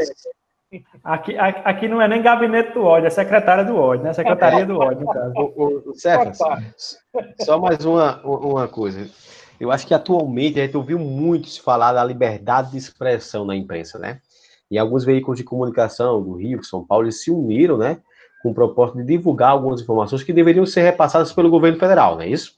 Sim. E aí aqui está a minha pergunta. Há uma disputa hoje muito grande, uma quebra de braço entre imprensa e o governo. Quando eu falo governo, eu estou abrangendo não só o federal, mas também o estadual. Há uma quebra de braço nessas informações, até porque quem tem essas informações controla determinadas situações. Ou estou errado? Não, assim, Frank Weber. Mas são assim, na minha opinião, são dois casos distintos.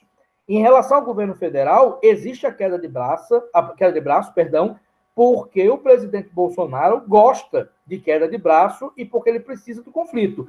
Porque quando ele foi eleito, a mídia, de uma certa forma, foi complacente com ele. Então, quando ele assumiu em janeiro de 2019, a mídia sabia de tudo que ele tinha falado nos últimos 20 anos. A mídia sabia que ele disse que queria matar, tinha que morrer 30 mil, que deveria fuzilar o Fernando Henrique Cardoso, que ainda era presidente, toda a questão de machismo, do empurrão dele com Maria do Rosário, que não merece ser estuprada. Tudo isso a mídia sabia e fez uma vista grossa, digamos assim. Por exemplo, a mídia queria a narrativa anti-PT construída pela mídia, a mídia hegemônica, criou uma certa complacência. Acontece que Bolsonaro, que é mau político, ele não sabe fazer política, ele jogou fora essa complacência. A mídia poderia estar em rota de harmonia com ele e comprar as narrativas dele. Mas ele, desde o início, confrontou a mídia, entendeu? A mídia que estava, se não do lado dele, pelo menos complacente em relação a ele. Então, eu acho que a queda de braço hoje se dá por causa disso, pelo desejo do presidente Bolsonaro, desejo pessoal, já diagnosticado por muita gente, muitos jornalistas, muitos sociólogos, de ter que ter um conflito. O Bolsonaro tem que ter uma guerra, senão ele não respira.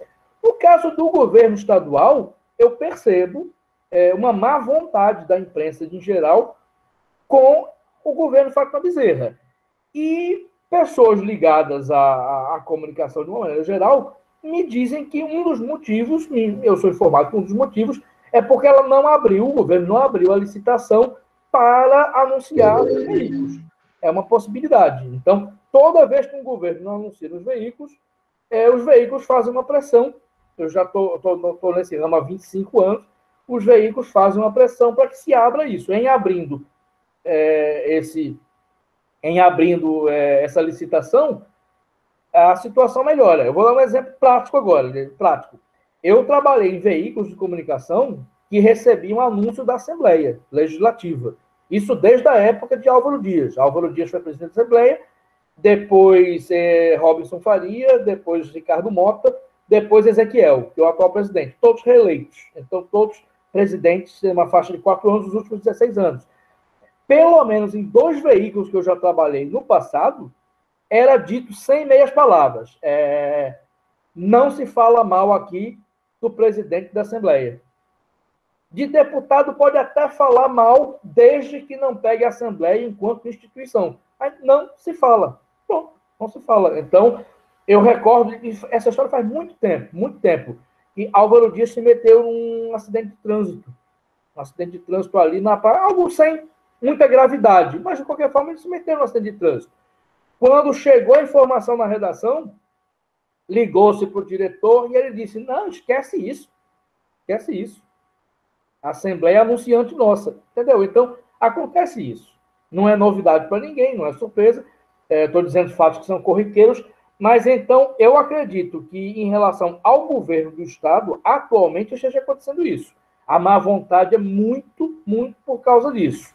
Que é diferente da questão do governo federal, que aí o presidente decidiu assumir uma posição de confronto. Essa é a minha opinião, claro, não quer dizer que seja necessariamente isso, mas é a minha percepção do que você perguntou. E Cefas, agora tentando abranger um outro lado da discussão, assim, do fazer. Com relação à linguagem, a gente está aqui com um grupo de alunos que estão lidando ainda com a linguagem e tal, estão descobrindo as maneiras de expressão.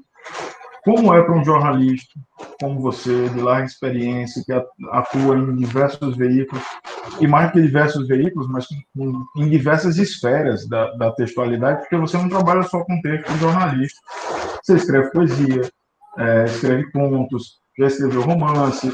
Então, como esse uso da linguagem, essa aplicação da linguagem no dia a dia do trabalho do jornalista? Então, esse aspecto já é um pouco mais complicado, por uma razão mercadológica e por uma razão de atualidade mesmo. Cada vez, mesmo as pessoas que leem, que têm o hábito de ler, elas leem menos. Então, existe uma tendência, e eu e o veículo que eu trabalho, o Potiguar Notícias, não estamos fora dessa tendência, claro, de que quanto mais você escreve, menos pessoas vão ler. Ainda que você tenha conteúdo para isso e ainda que o assunto peça isso. Então, você trabalha pensando o seguinte: eu quero ser mais lido? Eu quero alcançar um público maior, um espectro maior. Então, você tem que reduzir. Não tem jeito. E em relação a parágrafos. Como você disse, eu sou bom leitor. Eu sou leitor de Kafka, de Guimarães Rosa, tudo isso. Então, você lembra daqueles parágrafos imensos que eu adoro devorar, e, ao mesmo tempo, todas as redações hoje, sem exceção, isso do mundo todo, você pode pegar do Guardian, New York Times, Washington Post, parágrafo grande não entra. Você tem que cortar em 2, 3, mesmo que o raciocínio lhe peça um parágrafo maior. Mas é uma tendência do jornalismo, porque as pessoas não vão ler.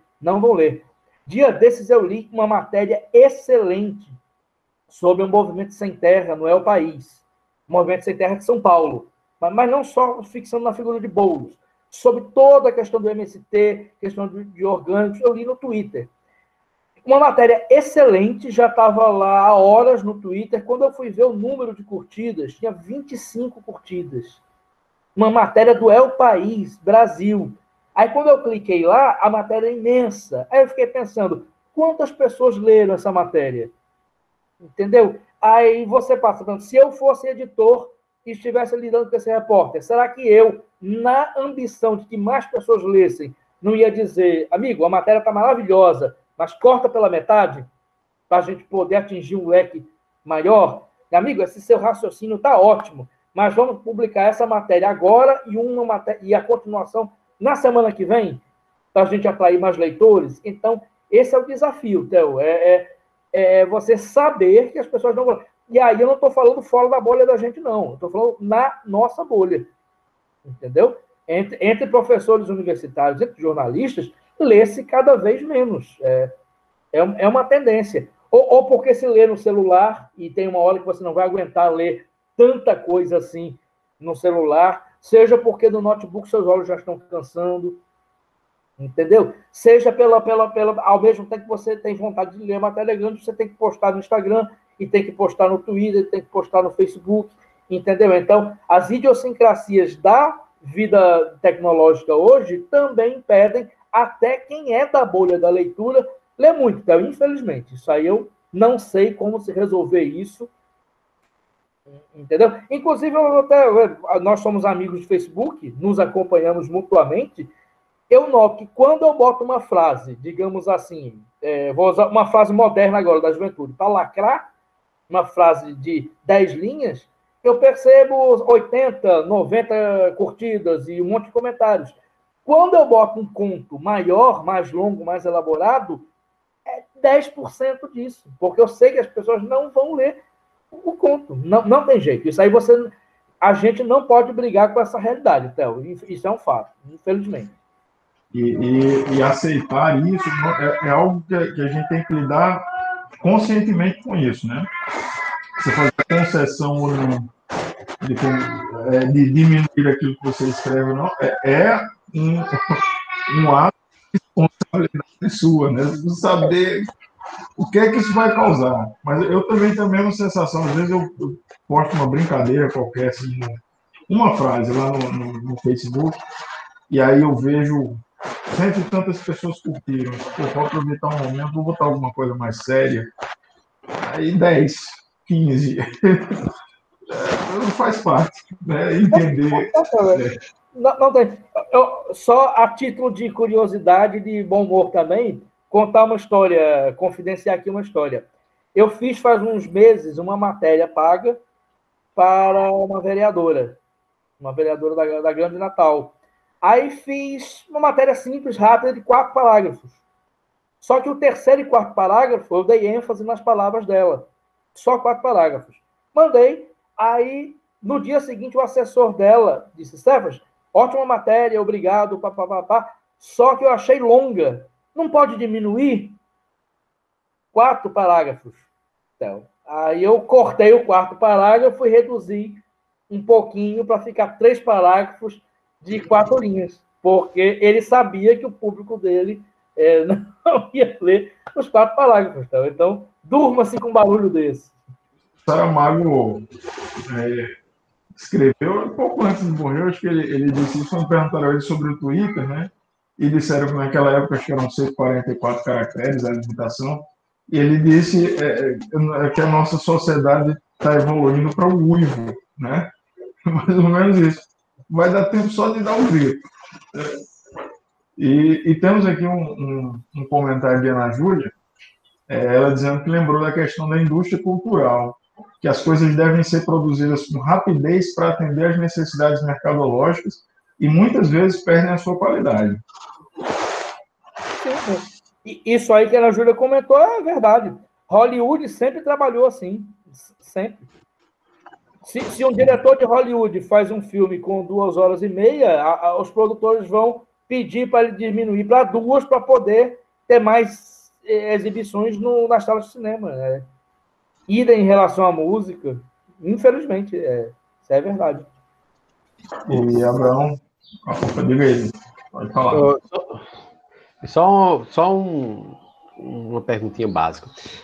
Nós que trabalhamos na área de comunicação, né? De modo geral, trabalhamos com as disciplinas de literatura, português e redação, e também valoriza a questão do fazer, né? E você, como jornalista, como profissional da área, que conselho você daria para poder, digamos assim, minimizar mais essa questão tanto do fake news, como nós estamos discutindo no momento? Que conselho você daria para esses jovens e até mesmo para nós, professores, para minimizar situações como essa que nós acabamos de ver e ouvir?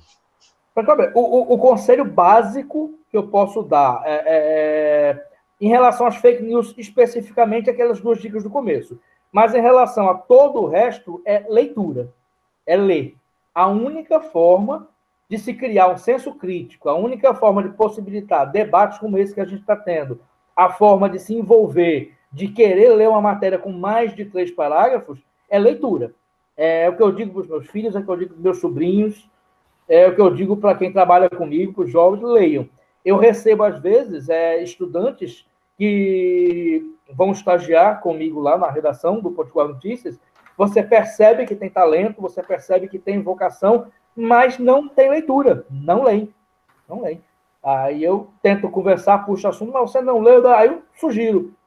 Mas, amigo, você nada. Sim, vamos, que tal ler João Antônio? Aí empresta um livro de João Antônio para ele. Mas, Cefas, isso é bom mesmo, me parece jornalismo. Aí vai conversando. Amigo, já leu o Rubem Braga?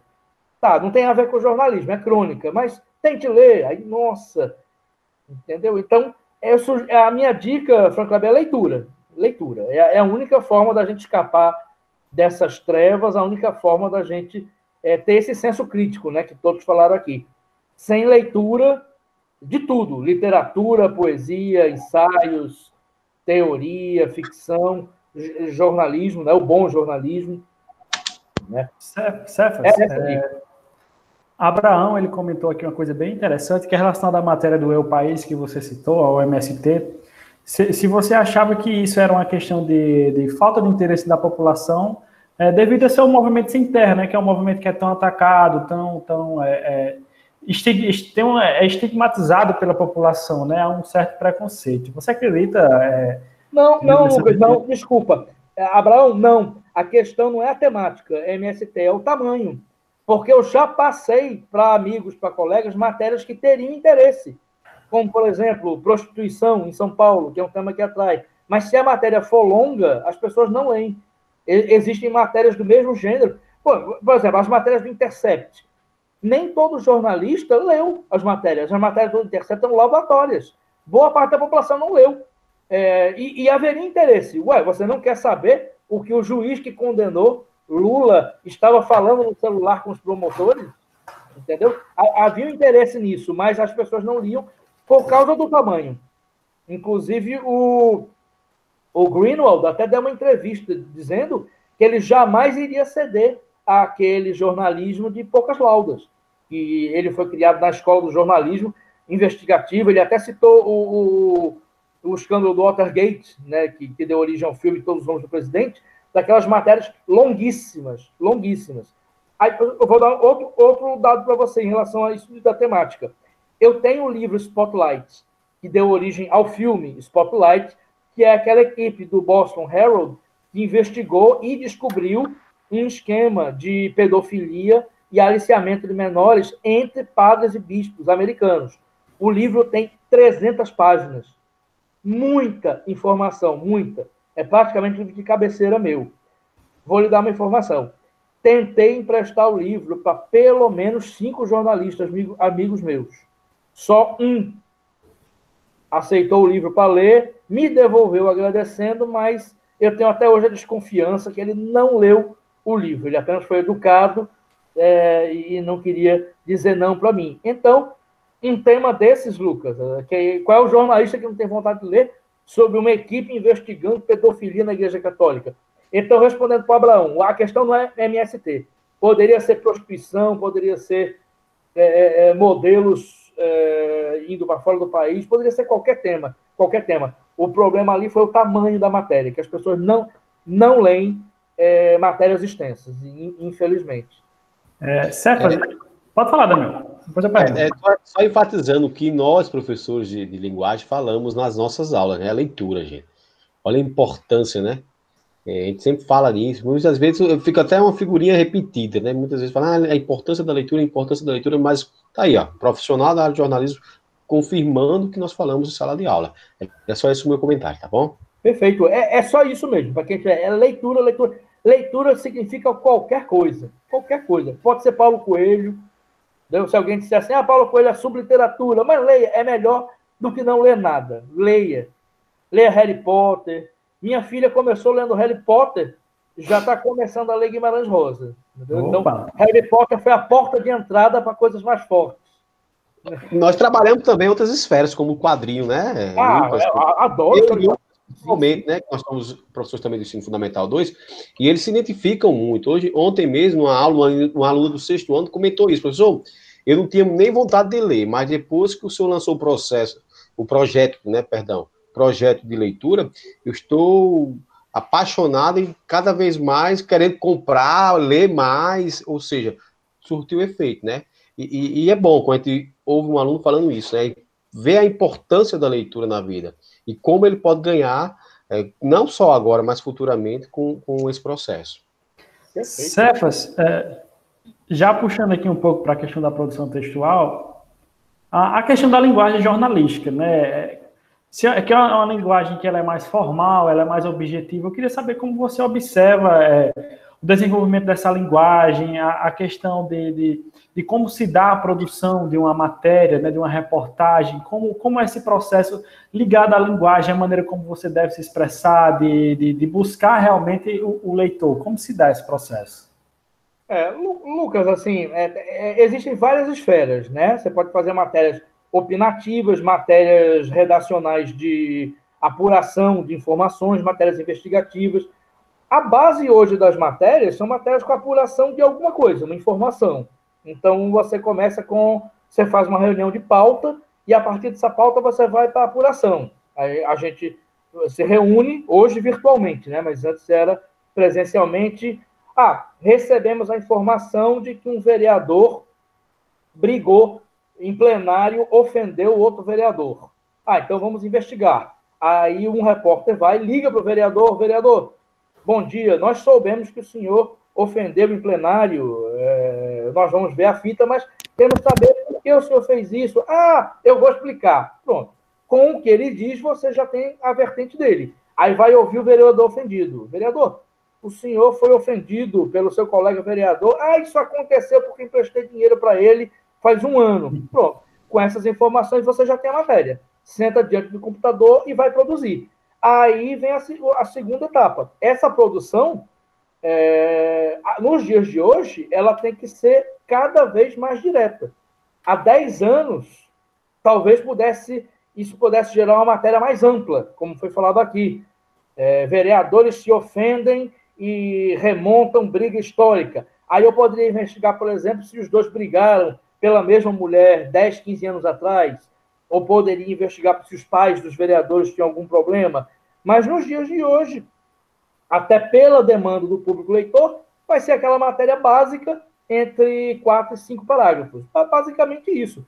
Se, por exemplo, em relação à Covid, você vai numa você vai numa entrevista coletiva e acompanha o que o secretário, hoje Cipriano Maia, ou o subsecretário Petrônio Spinelli, vão falar em relação aos números. Você anota os números, confere os dados todos e produz a matéria com base no que você ouviu. Covid-19, 2 pontos. Rio Grande do Norte tem 800 mortos e 41 mil infectados. Dados que ele colocou lá. E assim você vai produzindo. Aí tem aquela matéria investigativa, que lhe demanda um certo tempo, entendeu? Um de vocês três chega para mim e diz: Cefas, nós ouvimos falar que tem um esquema de tráfico de órgãos humanos de Santa Cruz para Pernambuco. Opa, aí precisa de uma investigação. E qual é o ponto de partida da investigação? Olha, tem um cara que eu conheço que vai falar que isso é um empresário com um suplente de vereador. A partir daí você começa uma linha de investigação que inclui conversas com essas pessoas por telefone pessoalmente para chegar a alguma evidência e essa evidência lhe permita ter contato direto com a pessoa envolvida. Alô, suplente vereador, aqui é Cefas Carvalho do Potiguar Notícias. Nós temos a informação de que o senhor está traficando órgãos. Eu tenho gravações aqui que dizem que o senhor faz isso e que o senhor faz isso em Pernambuco e eu soube com contato com o hotel que o senhor se hospedou em Pernambuco. O que é que o senhor tem a dizer sobre isso? Pronto, com o que ele disser, eu começo a fazer a matéria. Inclusive, quem fazia matérias investigativas maravilhosas era Gilberto de Menstein, que foi editor da Folha de São Paulo e que morreu, infelizmente, faz 3 semanas. Era um dos melhores repórteres do Brasil, criou o site Catraca Livre, que é um dos melhores portais do Brasil. Gilberto de Menstein escreveu, na minha opinião, e sem ter tido a leitura de todos, o melhor livro investigativo, de reportagem investigativa do Brasil, que é Meninas da Noite, que é sobre o esquema de prostituição no Norte nos anos 90. Para quem estiver ouvindo, procure, é fácil achar em sebo, é fácil achar no instante virtual. Meninas da Noite. É um livro fantástico.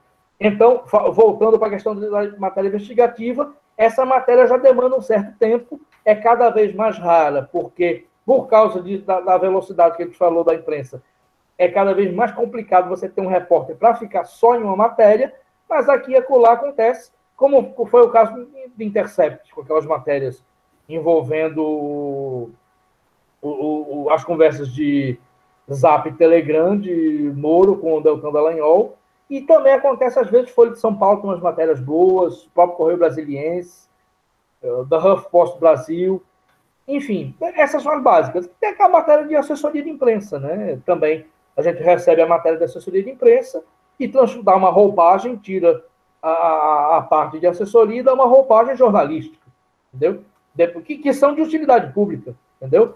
Deputado tal questiona a Fundeb no Senado, perdão, na Câmara Federal. Então a gente recebe e faz a roupagem jornalística. Tem outras vertentes, as básicas são essas. É uma questão de apuração, produção da matéria e o senso crítico na hora de fazer o título, fazer a legenda, sempre pensando que você quer ser lido. Entendeu? O escritor, o poeta, coisa que eu também sou, ainda pode dar, até vai me confirmar dizer se é isso mesmo, ainda pode ter aquele charme de que, não, eu não faço questão de ser lido, não, eu escrevo para mim e os outros que tentem desvendar isso que eu estou escrevendo. O poeta e o escritor pode se dar esse luxo. Quem escreve para jornal não pode se dar. Nós temos que ser lidos. A sobrevivência da gente depende disso diretamente.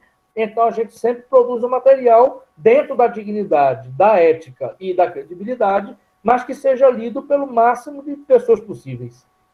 Muito bem. Até uma linguagem característica de jornalismo, uma linguagem objetiva, né? Sem nenhum tipo de interpretação dúbia, tem que ser muito bem claro. Eu tenho outra pergunta, assim, já puxando para a temática do debate, que é o trabalho da imprensa durante esse período de pandemia. A gente sabe que a imprensa está sofrendo muitos ataques. Você, como jornalista formado, experiente, como você vê esses ataques, né? Qual é a sua visão a respeito disso? Como você se sente? Mas, Lucas, os ataques de quem? Do governo federal e do bolsonarismo, você diz? Como um todo, da população, do governo. Mas a população, de uma maneira geral, está aprovando. Aprova, né? Está aprovando. Eu vou dar 2 dados, um dado pessoal e um dado básico. As visualizações do nosso portal, o que eu trabalho, o Potiguar Notícias, e a interação nas redes sociais aumentaram da pandemia para cá. Então, a pandemia fez com que nós fôssemos mais lidos. E o Jornal Nacional, tão criticado pela militância progressista, que estava com uma audiência não ruim, estável, o Jornal Nacional voltou a crescer e agora, paradoxalmente, está sendo incensado pela militância, porque o Jornal Nacional, de Bonner e Renata Vasconcelos, passou a ser associado, de novo, ao bom jornalismo, ao jornalismo que diz o que quer ouvir. Então, Lucas, assim, eu estou percebendo isso. A minha percepção é que uma parte boa da população está aprovando, inclusive com dados numéricos. Agora, a parte que não aprova, pelo que eu estou percebendo também, é a parte ligada ao bolsonarismo, que ganhou, por osmose do presidente Bolsonaro, uma rejeição impressionante à imprensa. A exemplo, inclusive, do que aconteceu nos Estados Unidos com o Trump. Né? Trump só leva a sério a Fox. Trump odeia todos os veículos de comunicação. Todos os veículos para ele são canalhas, são mentirosos e produzem fake news. E também nos Estados Unidos a população está voltando a confiar nos velhos veículos. Cefas, inclusive assim, uma coisa que é bem comum em relação a esses ataques, que eu gosto de acompanhar o jornalismo, assim como todo, tanto quanto ler como assistir os telejornais, é que esses ataques não possuem argumentos, não possuem fatos. Só jogam ao vento os xingamentos, dizem que são golpistas, que estão querendo derrubar o governo, mas não apresenta um fato, não apresenta um dado, alguma coisa. Fica meio que uma discussão de botequim. É opinião. Mas o bolsonarismo levou todas as narrativas para isso. Se você é contra Bolsonaro, você é comunista. Se a imprensa é contra Bolsonaro, ela, além de ser comunista, é fake news, né, e quer derrubar o governo. É a narrativa que eles criaram. Isso aí como você disse, o nível é papo de botequim mesmo. Papo de botequim, não tem nenhum tipo de informação nova, são apenas... Jogam opiniões que não tem nenhum tipo de fundamento. Não há um debate ideológico no sentido de reinventar a imprensa ou ressignificar o jornalismo. Não. jornalistas são canalhas e pronto. É basicamente isso, infelizmente. Então, eu acho até interessante se a gente puder abrir espaço para os alunos, né, que estão aqui, a maioria da terceira série e alguns da segunda série. Se quiserem fazer alguma pergunta para a Cefas, algum comentário, né, também vocês, nós professores, assim, acho bem interessante essa questão da interação. Uma palestra que está sendo ótima, né? Muito obrigado. Pode fazer. Teve uma parte do... Meus filhos. Eu brinco muito com meus filhos, que os meus filhos brincam comigo, que eu jamais deixei de responder uma pergunta deles. Eita! Por mais constrangedor, esquisita, pode perguntar que eu respondo. A gente teve uma parte do grupo que precisou sair, porque tinha aula agora, né? Inclusive com o André. Sim. Tiveram que sair. A gente teve uma diminuição aí no nosso grupo. Mas se alguém tiver alguma pergunta aí, fica à vontade. Perfeito. Já tá... Agora, eu só vou pedir, às 17h15 eu vou ter que sair. Eu já ia dizer... Já ia dizer que você tem um tempo aí. Até a noite, mas... Tranquilo, certo. 5h15 eu vou ter que me despedir. Beleza. Mas dá para responder muito. Prometo que a gente libera você antes disso. É verdade. Vamos aproveitar o momento também, né, Theo, Lucas e demais alunos. Vamos amarrar também, futuramente, quem sabe, em outros momentos de linguagem, um momento mais tranquilo, digamos assim, até porque você viu que alguns alunos tiveram que sair para assistir mais aulas e tudo, mas um momento mais tranquilo, que a gente pudesse discutir bem mais à vontade, né? Não que hoje foi maravilhoso, muitos alunos aqui comentando, dizendo que sensacional, elogiando, dizendo que você é muito inteligente na área. Então, isso para nós é muito gratificante, porque a gente sabe que nós estamos trabalhando com um profissional de altíssima qualidade. A gente fica feliz, principalmente porque essa comunhão entre comunicação que é dada na sala de aula com a comunicação na prática real, no profissionalismo. Então, é gratificante. Eu só tenho que agradecer aqui pela sua presença e pela participação. E encerrar minha... Quando me convidarem, eu venho. Opa, é bom saber disso. E quem quiser aproveitar para ver Cefas falando com mais frequência, além do Potiguar Notícias, além do PN, do portal, pode acompanhar ele amanhã. Amanhã é sexta, às 22 horas, no Facebook, com um rapaz muito bonito que conversa com ele toda sexta-feira, falando sobre um monte de temas dos mais diversos possíveis. A gente acaba comentando também algumas das notícias, né, desse nosso estranho, confuso país. Esse rapaz bonito seria você, Theo? Esse mesmo, esse é o próprio. Tá uma informação estranha aí, vamos checar. Eu pensei que era eu, rapaz. Me alimentou. Pensei que tivesse ficado claro que era eu, rapaz. Por isso eu acho que é importante a gente reforçar aqui a presença e as colocações de Cefas, que foram muito importantes. Eu, assim, adorei tudo que você trouxe, Cefas.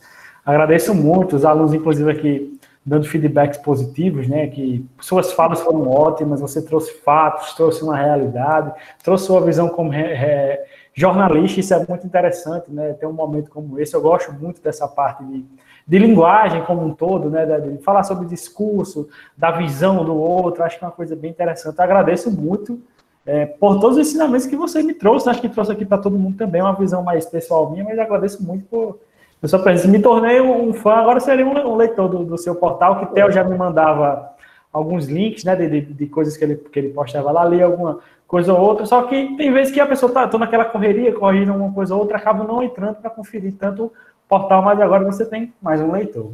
Obrigado, eu que agradeço o carinho, agradeço a todo mundo que comentou, e é engraçado que quando a gente fala alguma coisa, a gente aprende, né? Eu acabei aprendendo coisas aqui, é um processo muito interessante. Eu gosto muito de ler, sou leitor voraz, mas também gosto muito de conversar. Eu sou de uma geração, eu acho que eu sou mais velho que vocês três.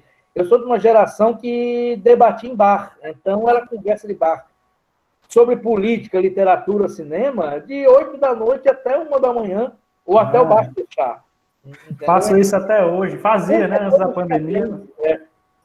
Eu vi mesa de bar serem criadas, peças teatrais, projetos de livros, até coisas envolvendo cidadania e política, ONGs criadas, tudo em mesa de bar. Então, assim, o debate, a fala é muito importante. Eu agradeço muito vocês essa oportunidade aqui de falar. Tem um questionamento. Como eu sou muito jovem, minha mãe não me deixa ir para os bares, né? Então não muito, tá, Theo? Não muito, tá? Certo. Cefas, tem um comentário aqui de Abraão, que ele pergunta a respeito do impeachment de Dilma, né? Como você pensa que a mídia deveria ter trabalhado ou acha que fez um trabalho correto na questão de passar informação durante aquele processo de impeachment? Abraão, eu vou direto ao assunto, sem dourar a pílula. A mídia não apenas não fez um trabalho correto, como a mídia em geral foi canalha, covarde e antipetista. Pronto, a minha opinião é essa.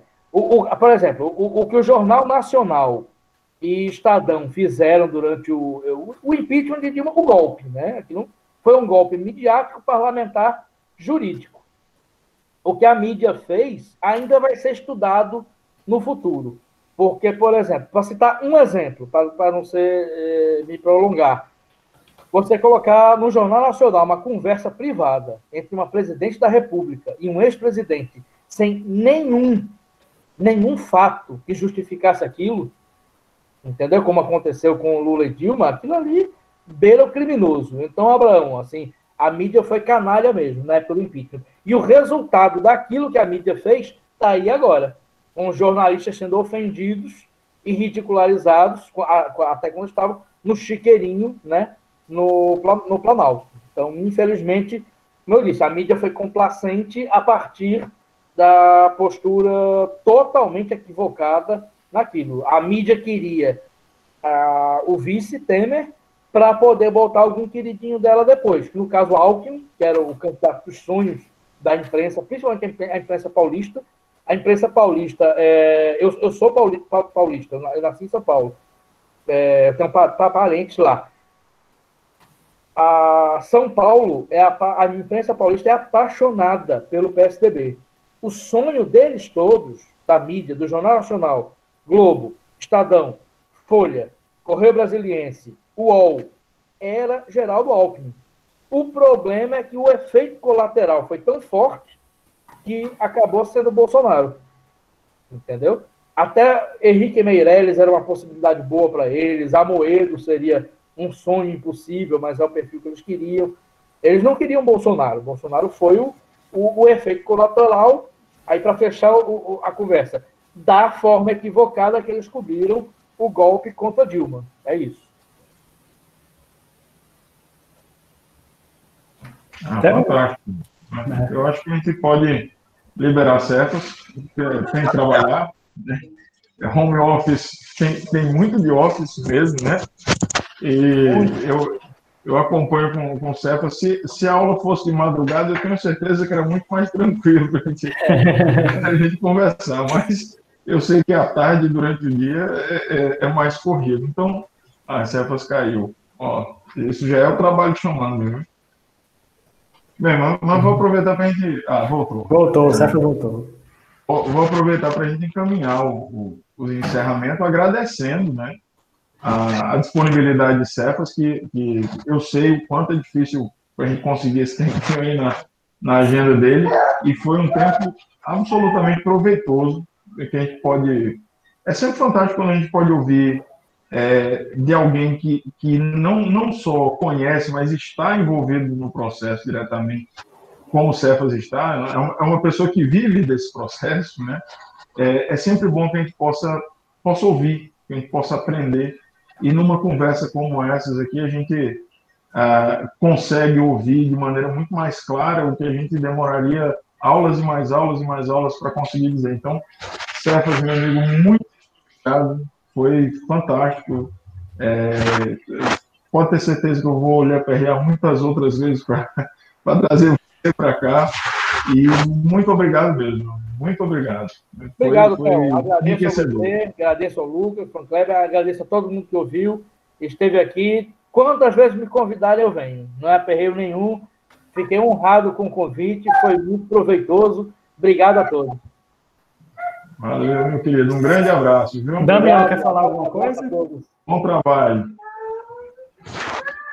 Pessoal, sendo assim, né, devido à grande conversa que nós tivemos, as grandes discussões, né, agradeço a participação de todos. Nós agradecemos o professor Theo, o professor Frank Kleber, Damião, né, e Theo também por ter viabilizado a presença de Cefas, que foi tão importante.